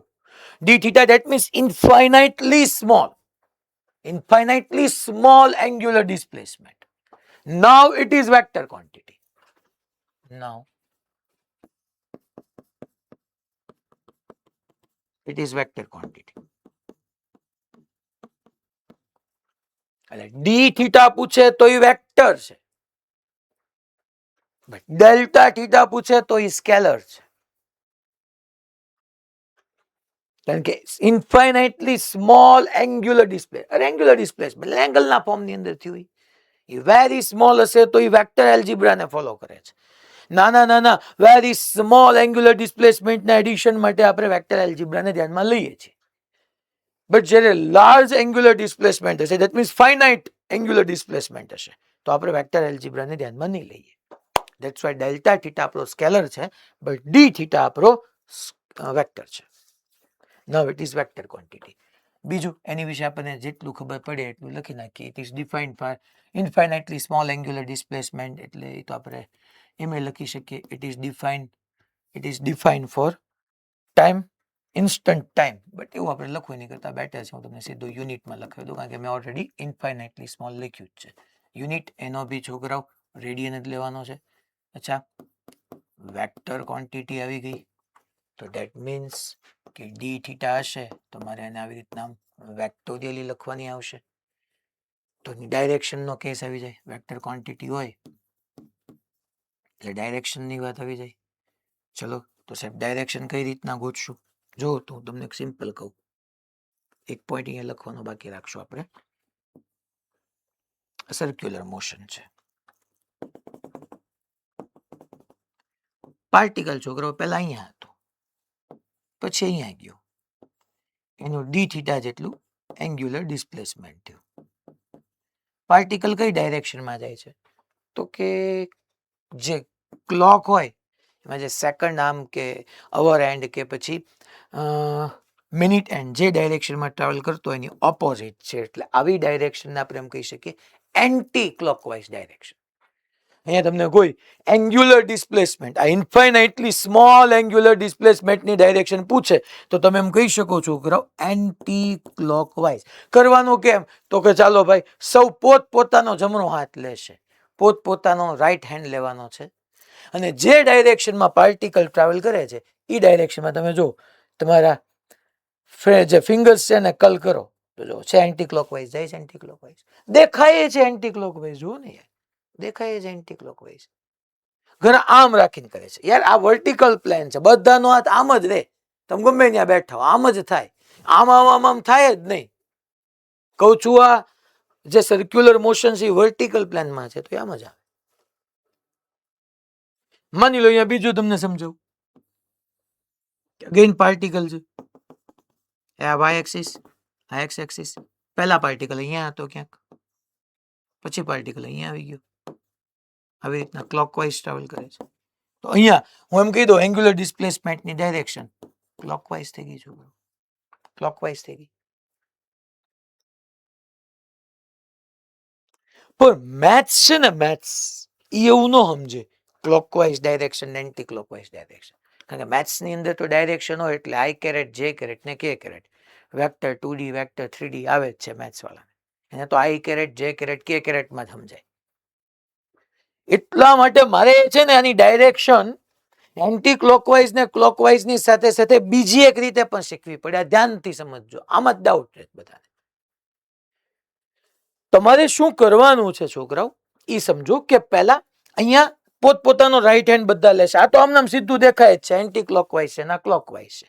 તો અહીંયા એંગ્યુલર ડિસ્પ્લેસમેન્ટ કેવું? Infinitely small angular displacement. Direction અહીંયા એન્ટી ક્લોકવાઇઝ થઈ ગઈ, અહીંયા ક્લોકવાઇઝ થઈ ગઈ. ચાલો પોતપોતાનો left hand sorry right hand લેશે, પોતપોતાનો રાઈટ હેન્ડ. જે ડાયરેક્શનમાં પાર્ટિકલ ટ્રાવેલ કરે છે એ ડાયરેક્શનમાં તમારી રાઈટ હેન્ડની ફિંગર્સને કલ કરો બધા. ચલો તો જો તો થંબ ક્યાં આવ્યો? થંબ બાર. તો અહીંયા હું એમ કહી શકું કે એન્ટી ક્લોકવાઇઝ છે ને, એન્ટી ક્લોકવાઇઝ ની જગ્યાએ તમે એમ કહી શકો કે અહીંયા તમારું ઇન્ફાઇનાઇટલી સ્મોલ એંગ્યુલર ડિસ્પ્લેસમેન્ટ આઉટવર્ડ છે. પણ હંમેશા આઉટવર્ડ એવું લખીશ નહીં, હંમેશા હું આઉટવર્ડ એવું લખીશ નહીં. હું આવી રીતના સાઇન કરીશ, આઉટવર્ડ હશે ને એટલે ડોટ અને સર્કલ, એટલે સમજી લેવાનું કે ઇન્ફાઇનાઇટલી સ્મોલ એંગ્યુલર ડિસ્પ્લેસમેન્ટ આઉટવર્ડ છે. આઉટવર્ડ એટલે પોઝિટિવ ઝેડ કહેવાય. તો આ બરાબર છે ભાઈ.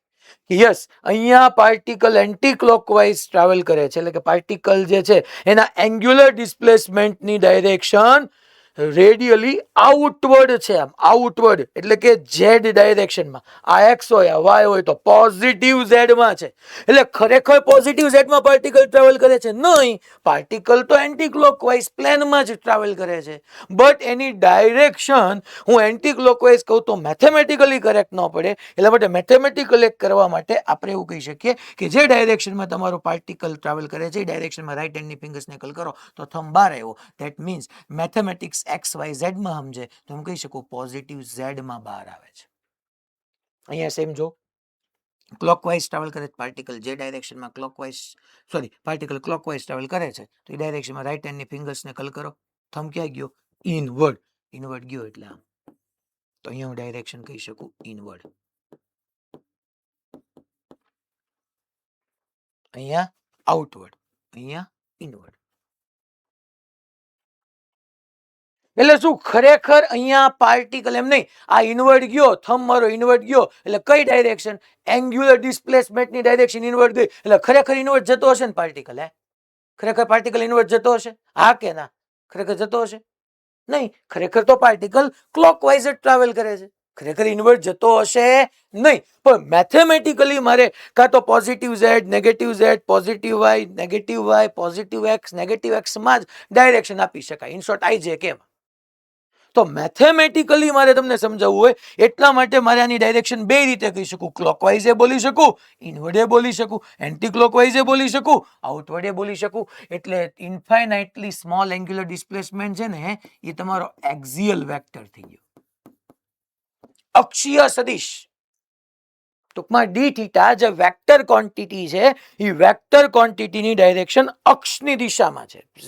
પોઝિટિવ ઝેડ, નેગેટિવ ઝેડ એવી રીતના અક્ષની દિશામાં છે. ખરેખર પાર્ટિકલ એ ડાયરેક્શનમાં ટ્રાવેલ કરતો નથી. ટ્રાવેલ તો યા તો ક્લોકવાઇઝ યા તો એન્ટી ક્લોકવાઇઝ. તમે એમ કહો કે સાહેબ અમે ડાયરેક્શન એન્ટી ક્લોકવાઇઝ ને ક્લોકવાઇઝ કહીએ, તમને હું વાંધો? કાંઈ વાંધો નથી. મેથેમેટિકલી જ્યારે પ્રોબ્લેમમાં એવી જરૂર પડે કે આન્સર તમારે આઈ જે કેમ આપવા હોય તેથી હા માની લો angular displacement clockwise anti clockwise એવી રીતના આપ્યું હોય તો હાલ્યું જ જવાનું છે. પણ તમને એને આઈ જે કે માં ક્યાંક આપવાના કીધા તો તમને આવડવું જોઈએ. ખરેખર એ ડાયરેક્શનમાં ક્યાંય પાર્ટિકલ ટ્રાવેલ કરતો નથી. મેથેમેટિકલી ડાયરેક્શન શો કરવા માટે આપણે ઇનવર્ડ અને આઉટવર્ડ લઈએ છીએ. બોલો રેડી? બધાને ક્લિયર ડાયરેક્શન માટેની? અને આપણે ઇન્ફાઇનાઇટલી સ્મોલ એંગ્યુલર ડિસ્પ્લેસમેન્ટને કયો વેક્ટર કહી દીધો? એક્ઝિયલ વેક્ટર, અક્ષીય સદિશ, એક્ઝિયલ વેક્ટર. ચલો હવે આપણે ડિફાઇન કરીએ average angular velocity. Average angular velocity એટલે આપણે એને ઓમેગા એવરેજ થી શો કરશું.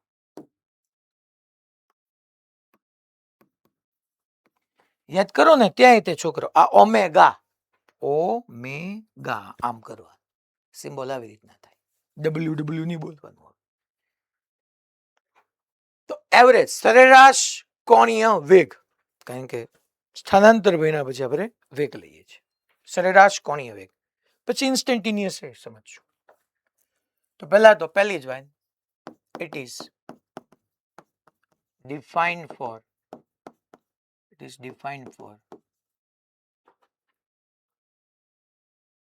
finite time interval. It is defined for an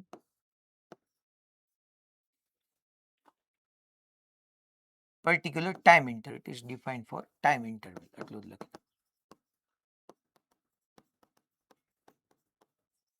time interval ટૂંકમાં જ્યારે સમયનો તફાવત હોય ત્યારે એ વ્યાખ્યાયિત થાય છે. It is defined for time interval. Finite time interval એવું બી તમે કહી શકો. પછી ચાલો આપણે અહીંયા ડ્રો કરી નાખીએ figure.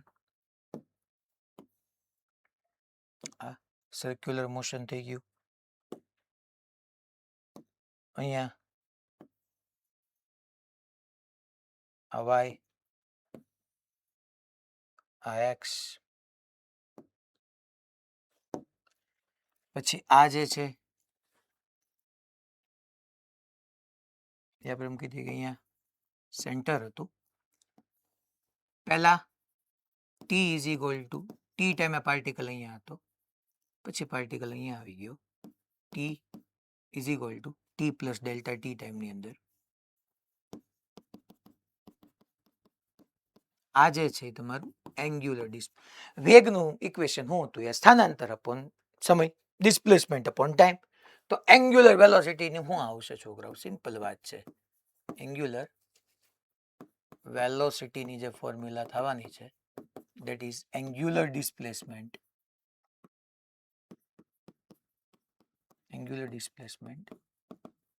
upon time taken means કે omega average is equal to angular displacement એટલે ડેલ્ટા થીટા. કારણ કે હું આ ડિફાઇન કરું છું ફાઇનાઇટ ટાઈમ ઇન્ટરવલ માટે. જો ટાઈમ ઇન્ટરવલ ફાઇનાઇટ હોય તો એનું એંગ્યુલર ડિસ્પ્લેસમેન્ટ એ ફાઇનાઇટ જ હોય, ઇન્ફાઇનાઇટલી સ્મોલ નો હોય. તો મારે અહીંયા ડેલ્ટા થીટા જ આવવાનું છે. Delta theta upon delta T. You know that delta theta that is a scalar quantity. Delta theta scalar છે યાર. ડેલ્ટા થીટા જે છે એ સ્કેલર છે, તો ડેફિનેટલી આ જે છે તમારું ઓમેગા એવરેજ, આમાં આપણે લખી નાખીએ એ રીતે છોકરાઓ સ્કેલર ક્વોન્ટિટી થશે. ધેન એના યુનિટની વાત કરીએ છોકરાઓ તરત, તો કે ડેલ્ટા થીટા એટલે એંગ્યુલર ડિસ્પ્લેસમેન્ટનો યુનિટ થતો તો રેડિયન અપોન ટાઈમ, એટલે રેડિયન પર સેકન્ડ. અચ્છા, સેકન્ડ આવ્યું તો આની ડાયમેન્શનલ ફોર્મ્યુલા બનશે. અચ્છા, ડાયમેન્શનલ ફોર્મ્યુલામાં આમાં આવશે t⁻⁻1. અચ્છા, પહેલી વાત તો મેં લખી જ નાખી છે, it is defined for finite time interval. Okay, scalar ક્વોન્ટિટીની વાત આવી ગઈ, બસ પતી ગયું છોકરાઓ. ટૂંકમાં એવરેજ એંગ્યુલર વેલોસિટી શું કહેવા માંગે છે એ આપણે તમને મેં અહીંયા સમજાવી દીધું કે એની formula delta theta upon delta T થઈ જવાની છે. સ્કેલર ક્વોન્ટિટી, યુનિટ, ડાયમેન્શન, બસ બધું આવી ગયું. અચ્છા, હું તમને આની અંદર એક આટલી ડિટેલ એડ કરાવી દઉં, આ તમને કામ લાગી બી હશે, તમે SHM ભણ્યા હશો ને એમાં. માની લો છોકરાઓ, હે ટાઈમ ઇન્ટરવેલ કેવો છે? ફાઇનાઇટ. ડિસ્પ્લેસમેન્ટ, એંગ્યુલર ડિસ્પ્લેસમેન્ટ બી કેવું છે? ફાઇનાઇટ. સ્મોલ નહીં, ઇન્ફાઇનાઇટલી સ્મોલ નહીં, લાર્જ છે. જો તમે બરાબર સમજજો. પાર્ટિકલ પહેલા અહીંયા હતો, ઓકે, અને અહીંથી એને એન્ટી ક્લોકવાઇઝ મોશન શરૂ કર્યું. અહીંથી આમ ગયો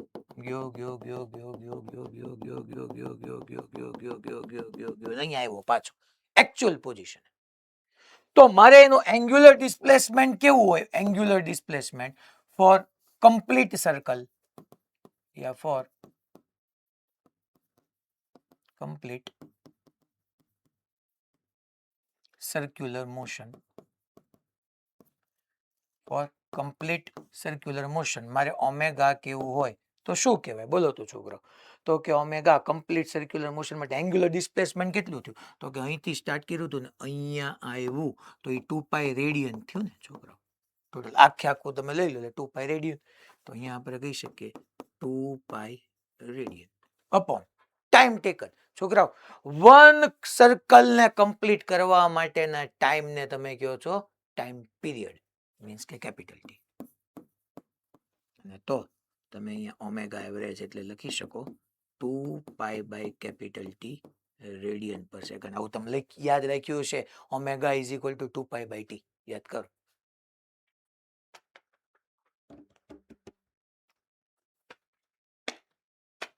ટૂંકમાં કારણ કે આ ફાઇનાઇટ ટાઈમ ઇન્ટરવલ છે. અચ્છા, વેર તમે ટૂંકમાં આ એક યાદ રાખવાનું, હવે ગમે ત્યારે આનો યુઝ આવશે. Omega is equal to 2π by T, omega is equal to 2π by T, where capital T is equal to time period. That means capital T is equal to time period એટલે હું કહી શકું time taken by particle to complete one rotation. એક rotation પૂરું કરવા માટે, એક ભ્રમણ પૂરું કરવા માટે લાગતા સમયને આપણે એનો આવર્તકાળ, કેપિટલ ટી ટાઈમ પીરિયડ એટલે આવર્તકાળ કહીએ છીએ, ટાઈમ પીરિયડ. અચ્છા, એના ઉપરથી તમે ફ્રીક્વન્સી બી ડિફાઇન કરી શકો. Small f is equal two 1 upon T. Small f is equal two 1 upon T. અચ્છા, આ ટાઈમ જ છે એટલે આનો યુનિટ શું થશે? આનો યુનિટ મારે કેવો હોય તો આનો યુનિટ સેકન્ડ જ થશે. યુનિટ સેકન્ડ જ થશે. અચ્છા, frequency that means number of rotation in 1 second. F એટલે ફ્રીક્વન્સી થાય, ફ્રીક્વન્સીનો meaning number of rotation in 1 second.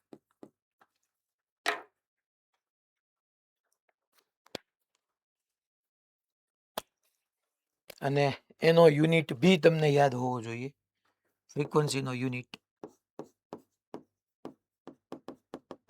Second inverse થશે છોકરાઓ. જોવો તો 1 અપોન ટી, 1 અપોન ટી એટલે 1 અપોન સેકન્ડ, સેકન્ડ ઇન્વર્સ થાય. અથવા આને છે ને હજી એક રીતે લખીને આપશે તમને, ઓર હર્ટ્સ. અને હજી જેઈના અમુક ક્વેશ્ચનમાં તમને આ CPS આપશે. CPS ધેટ મીન્સ સાયકલ પર સેકન્ડ. સાયકલ પર સેકન્ડ. બીટ્સ ચાલ્યું હોય તો બીટ્સમાં CPS તમને ક્યાંક લખીને આપ્યું છે. સ્પંદ ચાલ્યું હોય તો.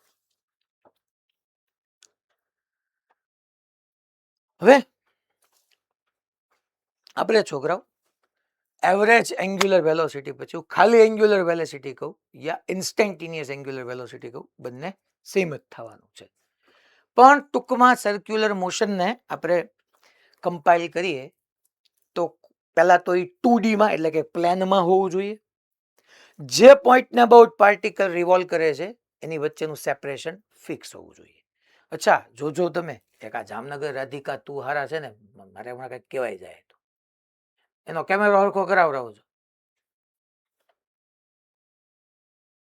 તો પહેલા તો જે પોઈન્ટને અબાઉટ સર્ક્યુલર મોશન થાય છે ને એ પોઈન્ટ કઈ ફિક્સ રહે એવું જરૂરી નથી.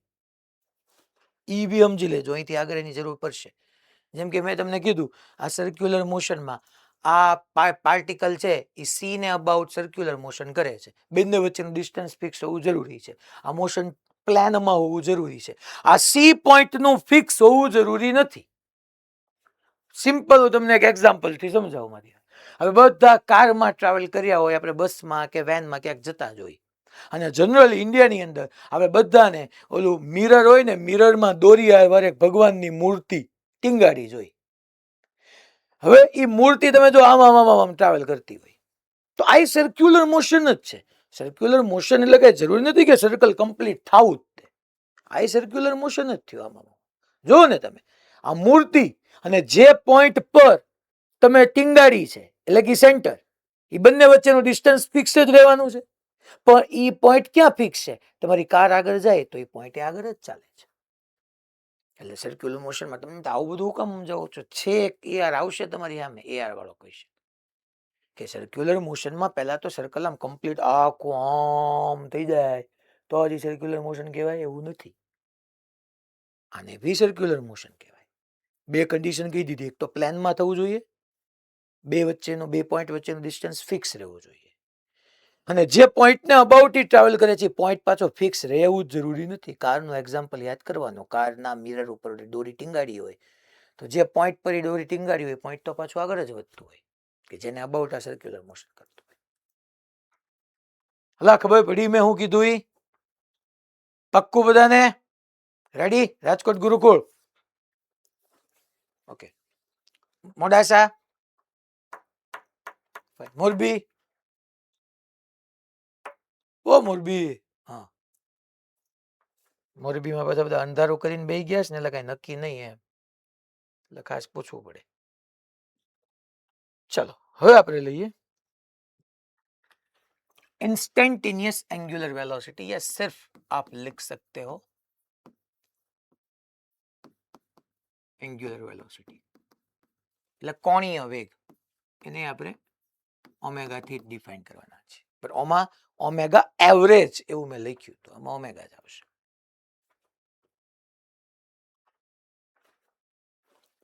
તો ઇટ ઇઝ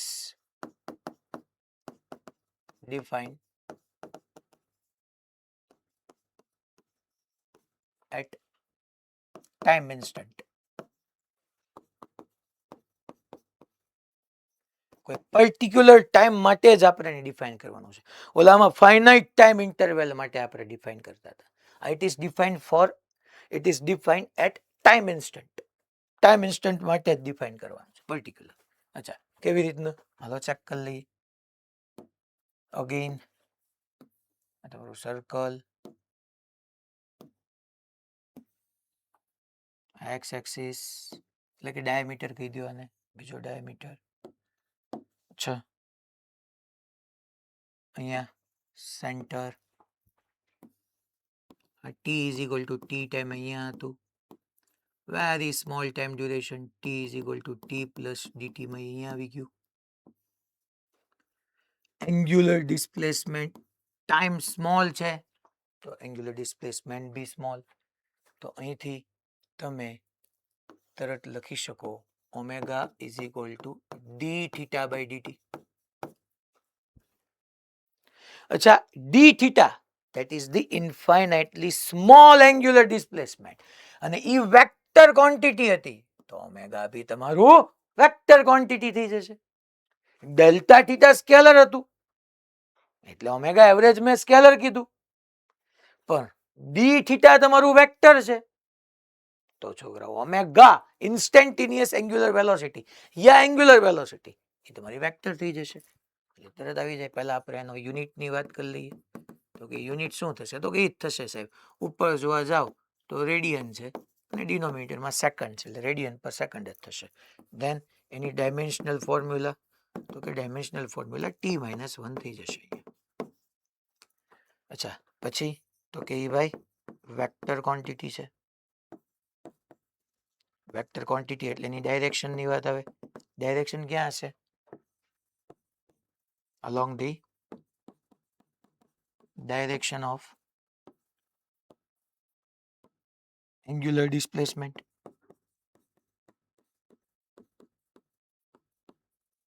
એંગ્યુલર ડિસ્પ્લેસમેન્ટ જે ડાયરેક્શનમાં હશે એ ડાયરેક્શનમાં હશે એંગ્યુલર ડિસ્પ્લેસમેન્ટ. એટલે બીજી ભાષામાં એમ કીધું કે ઓમેગા એ તમારો એક્સિયલ વેક્ટર થઈ જશે. ઓમેગા भी તમારો एक्सियल वेक्टर થઈ જશે.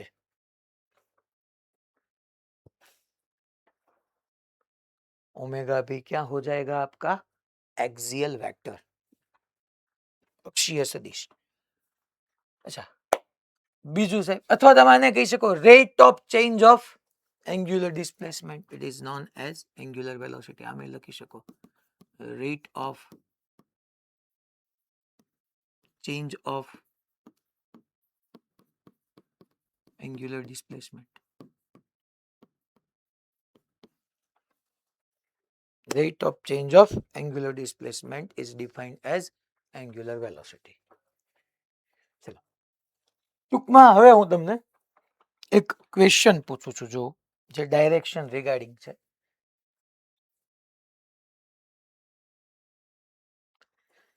અહીંયા સુધી રેડી બધાને?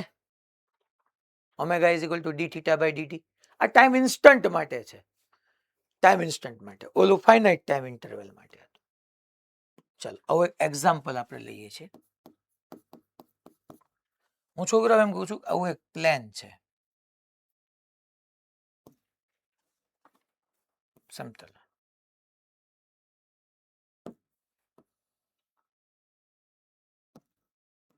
આમ એક પ્લેન છે.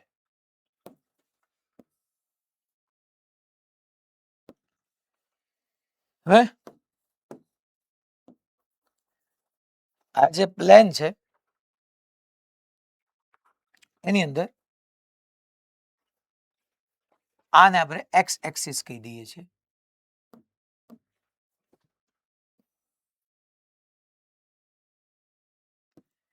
આ ડાયરેક્શનમાં વાય એક્સિસ છે અને આ ડાયરેક્શનમાં ઝેડ એક્સિસ છે.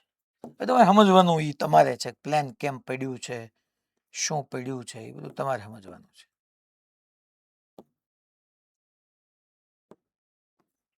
આ જે છે એક્સ વાય આ ઝેડ. પાર્ટિકલ એક જે છે એ અહીંયા આવી રીતના આમ ટ્રાવેલ કરે છે. પાર્ટિકલ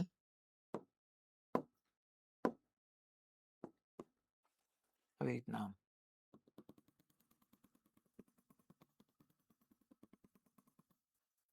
અહીંયા પાર્ટિકલ આમ છે આમ આમ આમ આમ ટ્રાવેલ કરે છે.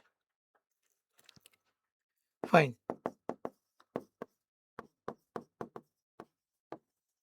ડાયરેક્શન ઓફ એંગ્યુલર ડિસ્પ્લેસમેન્ટ મેં અહીંયા ઇન્ફાઇનાઇટલી સ્મોલ એંગ્યુલર ડિસ્પ્લેસમેન્ટની વાત કરું છું. Fine direction of infinitely small angular displacement and angular velocity. મેં એંગ્યુલર વેલોસિટીની આગળ કંઈ લખ્યું નથી એટલે એને એવરેજ સમજવાની ભૂલ નહીં કરવાની. ચલો આવી રીતનું તમને એક બધું પ્લાન ને એ બધું ડ્રો કરીને આપ્યું છે. ટૂંકમાં આવી રીતનું એક પ્લાન છે. ચલો કોણ આન્સર આપશે મને આની અંદર? તમારી સામે આવો વ્યૂ આવી ગયો. તમને વ્યૂ જોતા તો આવડવો જોઈએ ને કોને એક્સ કહેવાય કોને વાય કહેવાય કેવી રીતના ઝેડ હોય, પાર્ટિકલ કેવી રીતના ટ્રાવેલ કરે છે, મારે શું ડાયરેક્શન દેવી હોય તો મારે શું દેવી.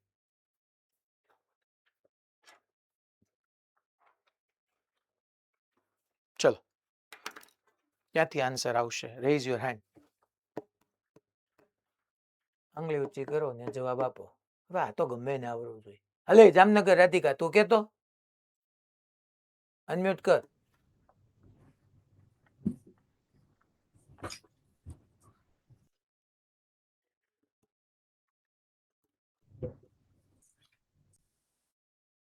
બોલ. આઉટસાઇડ ધ પ્લેન, ટૂંકમાં પોઝિટિવ ઝેડ ડાયરેક્શનમાં. પોઝિટિવ ઝેડ ડાયરેક્શનમાં કઈ રીતે તે કર્યું? પોઝિટિવ ઝેડ ડાયરેક્શનમાં કેતો મને. પેલા પાર્ટિકલ કયા પ્લેનમાં રિવોલ્વ કરે છે? X Y. એક્સ વાય એટલે આ એક્સ છે, આમ આ વાય છે. આમ ખરેખર ભલે મેં આમ દેખાડી આમ છે, પાર્ટિકલ આમ રિવોલ્વ કરે છે એટલે ખરેખર આમ છે. જો તો અહીંથી આમ જઈશ તો આમ તો બરો થંબ ક્યાં ગયો?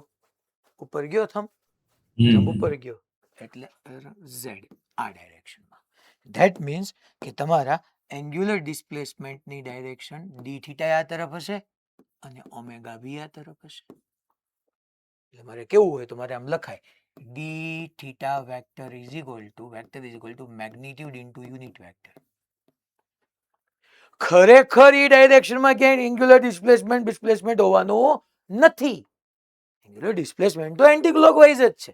આને તમે ઉપરથી જો, આ એક્સ વાય પ્લેનનો ઉપરથી વ્યૂ જો તો પાર્ટિકલ આમ એન્ટી ક્લોકવાઇઝ જતો જ દેખાય છે. તો ખરેખર એન્ટી ક્લોકવાઇઝ જ છે. બટ આપણે એનો આન્સર આપતી વખતે આઈ જે કેમ આપવું એટલા માટે હું એમ કહી દઉં કે ઝેડ એક્સિસ તો આને along D theta vector is equal to D theta into કે કેરેટ.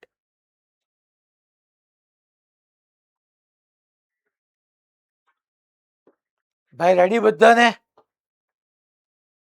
ઓકે પાક્કો? ચલો બીજો એક ક્વેશ્ચન આપણે લઈએ. એક્ઝામ્પલ.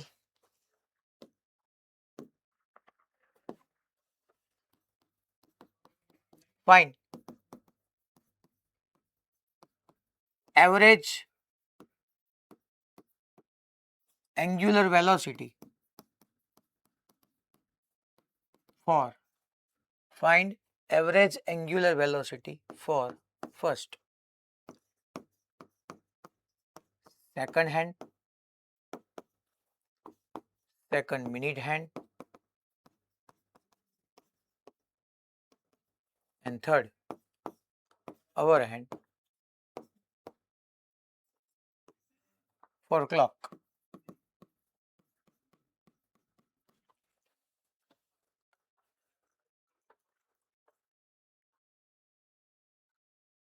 ચલો એવરેજ એન્ગ્યુલર વેલોસિટી કીધી છે. એવરેજ આવે એટલે ફાઇનાઇટ ટાઈમ ઇન્ટરવલની વાત આવતી હોય તો આપણે સોલ્યુશનમાં પહેલા આનું સોલ્યુશન જોઈએ. Solution first. ચલો તો સેકન્ડ હેન્ડ કે છે તો મારે ઓમેગા એવરેજ જોઈએ છે. ઓમેગા એવરેજ એટલે મેં તમને હમણાં એની ફોર્મ્યુલા યાદ રખાવી દીધી. યાદ કરો 2π/T રેડિયન પર સેકન્ડ એનો યુનિટ થાય. ઓમેગા એવરેજ એટલે સેકન્ડ હેન્ડ. આમ ઘડિયાળ તમારી સામે અહીંયા છે તેમ જોતા ઘડિયાળ આમ આપણે વિચાર કરવા જઈએ તો તમે અહીંયા સેકન્ડ હેન્ડ હોય એ કમ્પ્લીટ રોટેશન કરે, વન રોટેશન કમ્પ્લીટ કરે તો 2π રેડિયનનો ટાઈમ, 2π રેડિયનનો એન્ગ્યુલર ડિસ્પ્લેસમેન્ટ થાય. હા સાચી વાત છે, એ 2π રેડિયન હોય તો અહીંયા લખી નાખું 2π અપોન કેટલો ટાઈમ તો કે સેકન્ડ હેન્ડ માટે ટાઈમ, વન રોટેશન માટેનો ટાઈમ 60 સેકન્ડ. તો આ રેડિયન સેકન્ડ તો ઓમેગા એવરેજ અહીંથી તમારી પાસે આવી ગયું. બે વખત મેં સેકન્ડ લખી નાખ્યું છે. 2π/60 એટલે π/30 રેડિયન પર સેકન્ડ. ઓકે ચલો બીજો વિચાર કરીએ. બીજું છે omega average for minute hand. તો second omega average minute hand રીતે છોકરાઓ વન રોટેશન કમ્પ્લીટ કરે એટલે એન્ગ્યુલર ડિસ્પ્લેસમેન્ટ તો 2π રેડિયન જ હોય પણ અપોન 60 મિનિટ આવે ને, મિનિટ એન્ડ એક આખો રિવોલ્વ કરે ત્યારે 60 મિનિટ થાય, એટલે 60 મિનિટ પર આન્સર તો આપણે રેડિયન પર સેકન્ડમાં જ આપવાનો હોય, એટલે આને આપણે લખી શકીએ ધેટ ઇઝ 2 પાઈ રેડિયન, અને 1 મિનિટ એટલે 60 સેકન્ડ, તો 60 ઇન્ટુ 60 અપોન અહીંયા હું સેકન્ડ કરી નાખું, તો અહીંયા તમારી ઓમેગા એવરેજ થઈ જશે pi by 1800 radian per second. કારણ કે 36 ને 2 બાય 36 એટલે 18, સો 1800 થઈ ગયું. થર્ડ અવર એન્ડ માટે, તો કે અવર એન્ડ માટે omega average is equal to 2 pi radian upon time. તો કે ભાઈ અવર એન્ડ આપણે આમ વિચાર કરવા જઈએ તો મેં અહીંયા અવર એન્ડ લીધો, અહીંયા 12 હોય તો જે કલાક કાંટો છે એ આખું રોટેશન કમ્પ્લીટ કરે એના માટે 12 અવરનો ટાઈમ રહે ને, એટલે અહીંયા 12 અવર આવે. હલો જાગો છો ને પાછા, 12 અવર આમ લખી નાખું ને કે 12 અવર, પણ આપણે તો આન્સર રેડિયન પર સેકન્ડમાં જ આપવાનો છે. So omega average is equal to 2 pi radian. ચલો 12 1 અવર એટલે 60 મિનિટ, એટલે મિનિટમાં કન્વર્ટ થયું, અને 1 મિનિટ એટલે 60 સેકન્ડ, પછી રેડિયન પર સેકન્ડ કેલ્ક્યુલેશન કરશો જે આવી જવાબ.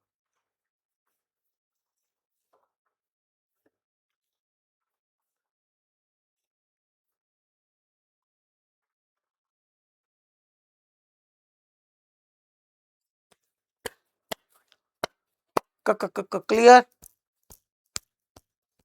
હજી બે ક્વેશ્ચન તમને મળશે ક્યાંક આમાં, એ આપણે લઈ લઈએ. Example find average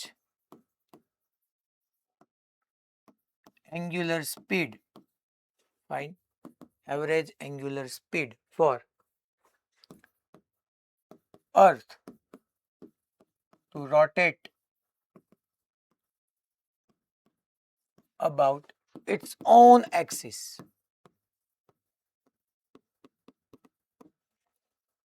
Solution. ટૂંકમાં આવી રીતની આપણે અર્થનો વિચાર કરીએ, ની અર્થ એની ઓન એક્સિસ ને અબાઉટ, આને અબાઉટ રિવોલ્વ કરે છે અર્થ છે, એની ઓન એક્સિસ ને અબાઉટ રિવોલ્વ કરે એની માટે મેં એવરેજ એંગ્યુલર સ્પીડ પૂછી છે, વેલોસિટી, એવરેજ એંગ્યુલર વેલોસિટી કરી નાખો. તો omega average is equal to complete rotation થાય એટલે 2 પાઈ રેડિયન, અને અર્થને એની એક્સિસ ને અબાઉટ રિવોલ્વ કરવા માટેનો ટાઈમ કેટલો હોય તો કે 24 અવર્સ. અર્થ એની એક્સિસ ને અબાઉટ 24 અવર્સમાં રિવોલ્વ કરી નાખે. અર્થ સનને અબાઉટ રિવોલ્વ કરવા માટેનો ટાઈમ જુદો હોય, અર્થનો એની ઓન એક્સિસ ને અબાઉટ રિવોલ્વ તો 24 અવર્સમાં કરી નાખે. તો આને આપણે હવે રેડિયન પર સેકન્ડમાં કન્વર્ટ કરીએ, સો 2 પાઈ રેડિયન અને 24 અવર્સ, 1 અવર એટલે 60 મિનિટ ને 1 મિનિટ એટલે 60 સેકન્ડ, કેલ્ક્યુલેશન કરો જે આવી જાય જવાબ.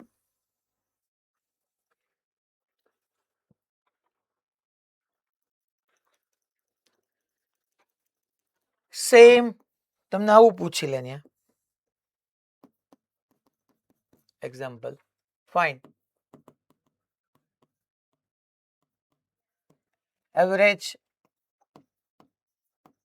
angular velocity for earth to rotate about sun. અહીંયા ક્યાંક સન હશે, સન ને અબાઉટ અર્થ રિવોલ્વ કરે છે. હાલો શું આવશે?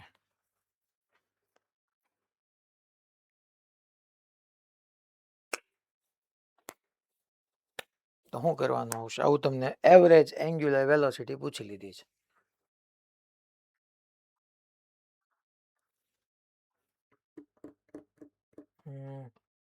હા મોક્ષ બોલતો અમદાવાદ. 2π/365 દિવસ. 2 પાઈ રેડિયન રેડિયન અપોન 365 દિવસ. 365.25 ડેઝ આવશે બેટા. ઓકે. ખરેખર અર્થને સનની અરાઉન્ડ રિવોલ્વ કરવા માટે 365 ડેઝ અને 6 અવરનો ટાઈમ લાગે છે. એટલે આફ્ટર એવરી 4 યર ઓલો લીપ ડે આવે, લીપ યર આવે છે ને, એવરી 4 યર. 2024માં આવ્યું તો 2028માં આવશે. એટલે exactly 365 days and 6 hours. 6 hour એટલે આખા દિવસનો ચોથો ભાગ થઈ ગયો. એટલે મેં 365.25 days લખી નાખ્યું. પણ આન્સર કોઈ દી આવી રીતના છોડવાનો નથી. આન્સર રેડિયન પર સેકન્ડમાં આપવો પડે.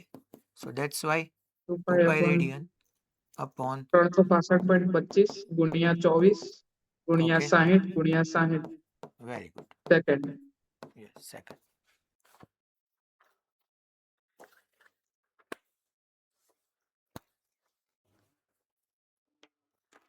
ઓકે. હજી આખું મારે એન્ગ્યુલર ડિસ્પ્લેસમેન્ટ ને બધું આજે પૂરું કરવું હતું, બટ એનીવે કાલે આપણે લઈ લેશું. સર્ક્યુલર મોશનનો કાઇનેમેટિક્સ કાલ તો હવે આજના લેક્ચરમાં હોમવર્કમાં આપ્યું એમાંથી તમારે ક્યાંય ડાઉટ નહીં રહે. એટલે કાલે તો એ કંઈ પ્રશ્ન આવવાનો નથી ડાઉટનો. એટલે આપણે પૂરો ટાઈમ આપી શકશું. કાલે સર્ક્યુલર મોશનનો કાઇનેમેટિક્સ ફિનિશ કરી નાખશું. ઓકે. પછી આપણે ટોર્ક ને મોમેન્ટ ઓફ ઇનર્શિયા એની અંદર આગળ વધશું. આ ટોપિક રિગાર્ડિંગ હજી સીધા એવા પીવાયક્યુ તમારી પાસે નથી HCV ના એવા ક્વેશ્ચન છે, પણ મેં કરાવી દીધો ઓવર હેન્ડ ને સેકન્ડ હેન્ડ વાળું. એટલા માટે હું તમને એમાંથી હોમવર્ક નથી આપતો. આજે રેગ્યુલર મોડ્યુલનું જે હોમવર્ક છે એ જ છે. ઓકે સારું, આવતીકાલે મળીએ. ચલો. સર આજનું હોમવર્ક અમારે કરવાનું HCV વાળું. હા અહીંયા લખાવી દઉં છું એ કરવાનું. હા ઓલા બે ક્વેશ્ચન તમારાથી ન થયા હોય ને તો ખાસ એક વખત રિપીટ ચોક્કસ કરવાના. છોકરાઓ એ ક્વેશ્ચન એવા છે કે તમે આખો સમજ્યા ને પછી હજી હાથે કરવા બેઠશો ને તોય કંઈક નાની એરર આવી જશે. V1 લખવાનો રહી જશે, V2 લેવાનો રહી જશે. એટલે ટફ ક્વેશ્ચન છે. એટલે તમે પોતે સોલ્વ કરશો એક વખત સોલ્વ કર્યા પછી તોય તે એરર થવાના ચાન્સીસ છે. ખાસ જોજો. અને હોમવર્કમાં એ ક્વેશ્ચન બે મૂકવાના જ છે.